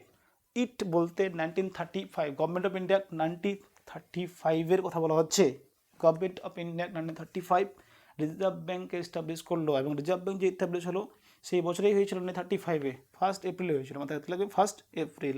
It provided for the establishment federal public service commission. Federal public service commission establish করেছিল। Federal public service commission, province public service commission and joint public service commission. Federal তো বুঝতে পারছেন, যেটা আমরা বলি ইপিএসসির মাধ্যমে যে নেওয়া হচ্ছে, তো federal public service commission. Provincial তো প্রভিন্স প্রত্যেকটা স্টেটে যে হয় পিএসসির মাধ্যমে নেওয়া হচ্ছে। আর জয়েন্ট যেটা সেন্টার এবং স্টেট মিলে যে হয় সেটা joint public service commission for 2 or more provinces. এগুলো আমরা পড়বো আমাদের ইন্ডিয়ান কন্টেস্টে, সব আসবে। তো যদি কোশ্চেন আসে সেভাবে যে federal public service commission, provincial public service commission, joint public service commission যে এস্টাবলিশ করা হলো সেটা কোন আইনের দ্বারা করা হলো? 1935। It provided for the establishment of federal court which was set up 1937। দেখো reserve bank of India RBI বলা হলো। Reserve bank of India 1935 1 April. আর ফেডারেল কোর্ট যদি বলা হয় সুপ্রিম কোর্ট, যে বলছি আমরা ফেডারেল কোর্ট 1937। তখন কোশ্চেন হবে তো সুপ্রিম কোর্ট তো বলা হলো একটু আগে, সুপ্রিম কোর্ট। তো সুপ্রিম কোর্ট ছিল ওটা ওই সময় কোম্পানির জন্য রুলিং করতো, যেখানে কোম্পানি অ্যাফেয়ার্স, কোম্পানি যেসব টেরিটরিতে ইয়ে করে সেই টেরিটরি ব্যাপারে যা যা যা কী বলবো, কোম্পানির যে পলিটিক্যাল এবং কোম্পানির যে অ্যাডমিনিস্ট্রেটিভ বা কমার্শিয়াল ব্যাপারে যে প্রবলেমগুলো হতো সেই প্রবলেম জাজমেন্ট দিত, সব জায়গাতে দিত না। কিন্তু এখানে কী হলো যে 1937-এ ফেডারেল কোর্ট করা হলো। ফেডারেল কোর্ট কথা হচ্ছে যে আমাদের যেমন সুপ্রিম কোর্ট কথা হচ্ছে কি প্রত্যেকটা স্টেট, প্রত্যেকটা প্রভিন্স, এখন তো স্টেট আছে তখন তো প্রভিন্স বলা হতো। তো প্রভিন্সে যদি কোনো জাজমেন্ট না পাওয়া যায়, প্রভিন্সিয়াল কোর্টে যদি কোনো জাজমেন্ট না পাওয়া যায়, তাহলে আমরা কি সুপ্রিম কোর্টে অ্যাপিল করতে পারবো। তেমনি এই যে ফেডারেল কোর্টের যে ইয়েটা ডেফিনেশনটা, সেই ফেডারেল কোর্টের ডেফিনেশন 1937-এ পাই। তখন সুপ্রিম ছিল না, ফেডারেল ছিল না, এখন ফেডারেল আছে। ফেডারেল মানে হচ্ছে স্টেট কোর্ট, যেটা হাইকোর্ট বলছি, হাইকোর্টে যদি প্রবলেম সলভ না হয় তো আমরা সুপ্রিম কোর্টে অ্যাপিল করতে পারবো। তো এইভাবে 1937 যে ফেডারেল কোর্ট এস্টাবলিশ হয়েছিল সেটা 1935-এর গভর্নমেন্ট অফ ইন্ডিয়া অ্যাক্টের মাধ্যমে। এবার লাস্ট আমরা আসবো ইন্ডিয়ান ইন্ডিপেন্ডেন্স অ্যাক্ট অফ 1947, এটা লাস্ট। এরপরে বেশি নাই, অল্প একটুই আছে। তো ইন্ডিয়ান ইন্ডিপেন্ডেন্স অ্যাক্ট 1947 1947 সালে ভারত স্বাধীন হলো, এবং ভারত স্বাধীন যে হলো একটা আইনের মাধ্যমে হয়েছিল, সেটাই বলছে ইন্ডিয়ান ইন্ডিপেন্ডেন্স অ্যাক্ট অফ 1947। এই ভারতীয় স্বাধীনতা আইন যে পাস হলো 47, এর কী বৈশিষ্ট্য হলো সেটা দেখিনি একবার। On February 20, 1947, the British prime minister Clement Attlee, এটা কোশ্চেন দেয় যে ওই সময় ভারত যখন স্বাধীন হয় ওই সময় ব্রিটেনের রানী কে ছিল, ব্রিটেনের রাজা কে ছিল? তো ক্লিমেন্ট এটলি ছিল ব্রিটিশ, সরি রানী রাজা বলছি কেন, প্রাইম মিনিস্টার কে ছিল, প্রাইম মিনিস্টার যে প্রাইম মিনিস্টার কে ছিল, সরি একটু ভুলে গেছে, ব্রিটিশ প্রাইম মিনিস্টার কে ছিল, পিএম ছিল ক্লিমেন্ট এটলি। তো এ কী করেছিল 1947 20 ফেব্রুয়ারিতে ডিক্লেয়ার করলো that the British rule in India would end by June 30। বলছে June 30-তে ব্রিটিশ পাওয়ার শেষ হয়ে যাবে, June 30, 1948 এর মধ্যেই ব্রিটিশ পাওয়ার শেষ হয়ে যাবে, এটা ডিক্লেয়ার করে দিল। তা খুব আনন্দের বিষয় যে 1948 সালে 30শে জুলাই এর মধ্যে শেষ হয়ে যাবে, তো আমরা 30 পার হবে না। তো আমরা তো ভালো করে জানি 1947 সালে 15ই আগস্ট ভারত স্বাধীন হয়, তার আগে হয়েছে। তো কী হয়েছে, after which the power would be transferred to responsible Indian hands.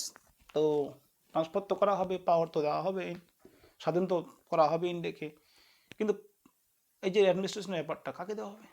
Responsible hands.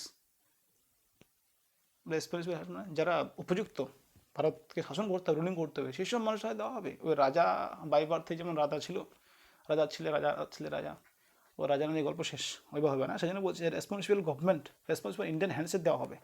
This announcement was followed by the agitation by the Muslim. কিন্তু মুসলিম লীগ এটা কী করলো, সরি হ্যাঁ, মুসলিম লীগ কিন্তু এতে ক্ষিপ্ত হয়ে উঠলো, demanding partition of the country. এই ছাড়াও যে আমরা পার্টিশন চাই, মুসলিম লীগ পার্টিশন ডিক্লেয়ার করলো। Again on June 3rd, 1947, the government made it clear that any constitution framed by the Constitutional Assembly of India cannot reply to those parts of the country which were unwilling to accept it.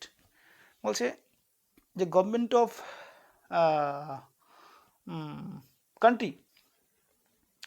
Country যে constitution তৈরি করবে,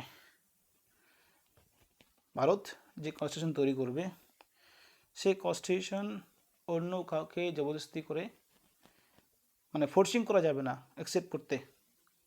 ভারত যে constitution তৈরি করবে সেটা accept করার জন্য কাউকে ফোর্সিং করা যাবে না। কাউকে বলতে সেই সব কিছু কিংডম ছিল, প্রিন্স টেরিটরি বলছি, প্রিন্স টেরিটরি ছিল, সেই প্রিন্স টেরিটরিগুলোকে ফোর্সিং করা যাবে না অ্যাকসেপ্ট করার জন্য। তো বলছে it cannot reply to those parts of the country which were unwilling to accept it on the same day that Mountbatten put forth the partition plan. আর সেই দিনে কিন্তু মাউন্টব্যাটেন কে ছিল, লর্ড মাউন্টব্যাটেন ছিল এই সময় ভাইসরয়। যখন আমাদের ভারত স্বাধীন হয় ভাইসরয় ছিল লর্ড মাউন্টব্যাটেন। তিনি সেই দিনই কী করলেন, পার্টিশনের প্ল্যান করলেন, known as the Mountbatten plan. Mountbatten যে প্ল্যানটা করেছিল সেটা পার্টিশনের প্ল্যান করেছিল, সেটাই বলছে না Mountbatten Plan. Put forward the partition plan known as the Mountbatten Plan. The plan was accepted by the Congress and the Muslim League. Immediate effect was given to the plan by enacting the Indian Independence Act 1947. আর তৎক্ষণাৎ 1947 অ্যাক্টকে ইনেক্ট করা হলো। Accept করার পর মুসলিম লীগ আর যখন মুসলিম লীগ আর কংগ্রেস যখন accept করলো, তারপর independence act pass হলো। তো আমরা তো ন্যাশনাল স্ট্রাগল তো আমরা ন্যাশনাল মুভমেন্ট তো আলোচনা করবই, তখন ডিটেলস আলোচনা করা হবে, যা যা আছে এখানে সব কিছু আলোচনা করা হবে। জাস্ট এখানে ইন্ডিপেন্ডেন্স হলো এটুকুই পড়লাম। ইন্ডিপেন্ডেন্সে তো একটার কোশ্চেন নেই, বহুত কোশ্চেন এখান থেকে আছে। এরপরে it ended the British rule in India and declare India as an independent and sovereign state from August 15, 1947। 47-এর 15ই আগস্ট ব্রিটিশ রুল শেষ হয় এবং ইন্ডিয়া একটা সার্বভৌম স্বাধীন রাষ্ট্রে পরিণত হয়। এরপরে চলে আসে ইন্টারিম গভর্নমেন্ট। তো ইন্ডিয়াতে ইন্ডিপেন্ডেন্স পেল, ইন্ডিয়া ইন্ডিপেন্ডেন্স পাওয়ার পরে যে গভর্নমেন্ট কীভাবে রুলিং করা হবে, ব্রিটিশ সাথে চলে যাবে, কিন্তু ব্রিটিশরা চলে যাওয়ার পরে ইন্ডিয়াকে যে রুলিং করা হবে, তো একটা ইন্টারিম গভর্নমেন্টের প্রয়োজন আছে যতদিন না পর্যন্ত কনস্টিটিউশন তৈরি হয়। এই কনস্টিটিউশন তৈরি হওয়ার কাজ তো শুরু হয়েছে 1946 এর 6 ডিসেম্বর, আমি একটু আগে বললাম। স্বাধীন হওয়ার আগে কিন্তু শুরু হয়েছে কাজ, কিন্তু স্বাধীন কবে হবে সেটা ওই সময় তো বলা হয়নি, খালি বলেছিল যে তোমরা কনস্টিটিউশন তৈরি করো, তোমরা যদি স্বাধীন নিয়ে নাও দেশকে, তো তার কার উপর বেশ করে কান্ট্রিকে রুলিং করবে। তো কনস্টিটিউশনের কাজ চলছিল লেখার কাজ চলছিল ঠিক 1946 এর 6 ডিসেম্বরের পর 1947, ঠিক এক বছর মতো, প্রায় 47, 15 অগাস্টে দেশ স্বাধীন হলো। স্বাধীন হওয়ার পরে, স্বাধীন মানে কি, ব্রিটিশরা রুলিং করবে না, আমাদেরকে রুলিং করতে হবে, তার একটা ইন্টারিম গভর্নমেন্টের প্রয়োজন আছে। ইন্টারিম গভর্নমেন্ট এই জন্য বলা হচ্ছে যে যতদিন না পর্যন্ত কনস্টিটিউশন তৈরি হচ্ছে, কনস্টিটিউশন তৈরি হবে, তারপর ভোট হবে, ভোট হওয়ার মাধ্যমে নতুন করে আবার গভর্নমেন্ট তৈরি হবে। যতদিন না পর্যন্ত কনস্টিটিউশন তৈরি হচ্ছে ততদিন পর্যন্ত ইন্টারিম গভর্নমেন্ট থাকবে, সেই গভর্নমেন্ট কী করে রুলিং করবে। তো ইন্টারিম গভর্নমেন্টের যে মেম্বার, সেই মেম্বার কদিন ছিল টোটাল একবার বলে নিচ্ছি। জওহরলাল নেহরু 1 2 3 4 5 6 7 8 9 10 11 12 13 14, তো টোটাল 14টা আছে। ইন্টারিম গভর্নমেন্টের মেম্বার ছিল কজন? 14 জন ছিল। এরকম কোশ্চেন দিবে যে কজন মেম্বার ছিল ইন্টারিম গভর্নমেন্টের। ইন্টারিম গভর্নমেন্ট ক্যাবিনেট বলতে পারো, কোনো ব্যাপার না। ইন্টারিম যে গভর্নমেন্ট ছিল, ইন্টারিম গভর্নমেন্টের যে মেম্বার, সে কী ছিল? ফার্স্ট জওহরলাল নেহরু, তিনি এক্সটার্নাল অ্যাফেয়ার্স অ্যান্ড কমনওয়েলথ রিলেশনসের পোর্টফোলিও হেল্ড। পোর্টফোলিও হেল্ড বলতে কোন অফিস, কোন ডিপার্টমেন্টে তিনি ছিলেন, মতো এক্সটার্নাল অ্যাফেয়ার্স অ্যান্ড কমনওয়েলথ রিলেশনসে। এই Sardar Vallabh Patel home and information and broadcasting ব্যাপার মেনটেন করতেন। রাজেন্দ্র প্রসাদ ফুড অ্যান্ড এগ্রিকালচারে, John Mathai industry and supplies, Jagjivan Ram labour, Sardar Baldev Singh defence, Ghazanfar Ali Khan health, CH Bhabha works mines and powers, Liaquat Ali Khan finance, Abdur রব Nishtar ports and air, Asaf Ali railway and transport, C Rajagopalachari education and arts, Chundrigar commerce, Jogendranath Mandal law. এটা interim government, 14 জন member ছিল। এবার interim government হলো first cabinet of free India. Free ইন্ডিয়ার first যে cabinet ছিল, মন্ত্রী মিশন যেটা বলা হয়, মন্ত্রী। তো মন্ত্রী ছিল 14, এখানেও 14 জন ছিল। হ্যাঁ, গোয়েনি 1 2 3 4 5 6 7 8 9 10 11 12 13 14, 14 জন ছিল। মানে ফার্স্ট ক্যাবিনেট ছিল ফ্রি ইন্ডিয়াতে। তো Jawaharlal Nehru prime minister, external affairs, commonwealth relations, scientific research, এটাকে দেখভাল করতেন। Sardar Vallabh Patel home, information broadcasting state, Rajendra Prasad food and agriculture, Maulana Abul Kalam Azad education, John Mathai railway and transport, Shanmukham Chetty ফাইন্যান্সে ছিল, বীর Ambedkar law, Jagjivan Ram labour, Sardar Baldev Singh defence, Rajkumari Amrit Kaur health, CH Bhabha commerce, Rafi Ahmed Kidwai communication, Shyama Prasad Mookerjee industries and supplies, VN Gadgil works mines and powers. তো এখান থেকে যেগুলো মাথায় রাখতে হবে, যেমন সর্দার বল্লভ ভাই প্যাটেল আছে, জওহরলাল নেহরু, এটা পড়তে হবে, রাজেন্দ্র প্রসাদ পড়তে হবে, APJ আব্দুল কালাম পড়তে হবে, তারপরে বীর আম্বেদকর, এই কয়েকটা পড়লে হয়ে যাবে। তবে এটা এই হয়তো কোশ্চেন করবে যে কোন কোন পোর্টফোলিও হেল্ড করতেন। তার পাশাপাশি 14 জনের নাম, ফ্রি ফার্স্ট ক্যাবিনেটের, ফ্রি ইন্ডিয়া যে ফার্স্ট ক্যাবিনেট ছিল, 14 জনের নাম মাথায় রাখতে লাগবে। কোশ্চেন এ ভেতরে করতে পারে যে নিচের কে ফ্রি ইন্ডিয়ার ফার্স্ট ক্যাবিনেটের মেম্বার ছিলেন না। উত্তর হবে যে কোশ্চেন এলিমেন্ট করতে পারবো না, মাথায় রাখতে লাগবে, 14টাকে মুখস্থ করে নিতে লাগবে যে কে ছিল। কিন্তু পোর্টফোলিও গেলে, অর্থাৎ জওহরলাল নেহরু যে পোর্টফোলিও হেল্ড করতো, prime minister, external affairs and Commonwealth relations, scientific research, এটা। Sardar Vallabhbhai Patel home, information and broadcasting and states, Rajendra Prasad করতেন food and agriculture, Maulana Abul Kalam Azad করতেন হচ্ছে এডুকেশন, আর হচ্ছে বীর আম্বেদকর ল। আর এখানে যেটা বললাম সেটা ইন্টারিম গভর্নমেন্ট। ইন্টারিম গভর্নমেন্টে 14 জনের নাই মাথায় রাখতে লাগবে। বাট সব থেকে যেটা বেশি ইম্পর্টেন্ট বলবো, যদি পোর্টফোলিও কথা বলে, তো সেক্ষেত্রে জওহরলাল নেহরু পড়তে হবে, যেটা external affairs and Commonwealth relations, Sardar Vallabh Patel home, information broadcasting, প্রায় একই দেখতে পাচ্ছি আমরা। আর যদি তখন ফুড ছিল, এখানে ফুড অ্যান্ড এগ্রিকালচার আছে। খালি এডুকেশনটা চেঞ্জ হয়েছিল, এডুকেশন চেঞ্জ হয়ে APJ আব্দুল কালাম এসেছিল, এখানে C রাজাগোপালচারী ছিল, চেঞ্জ হয়ে APJ আব্দুল কালাম এসেছিল।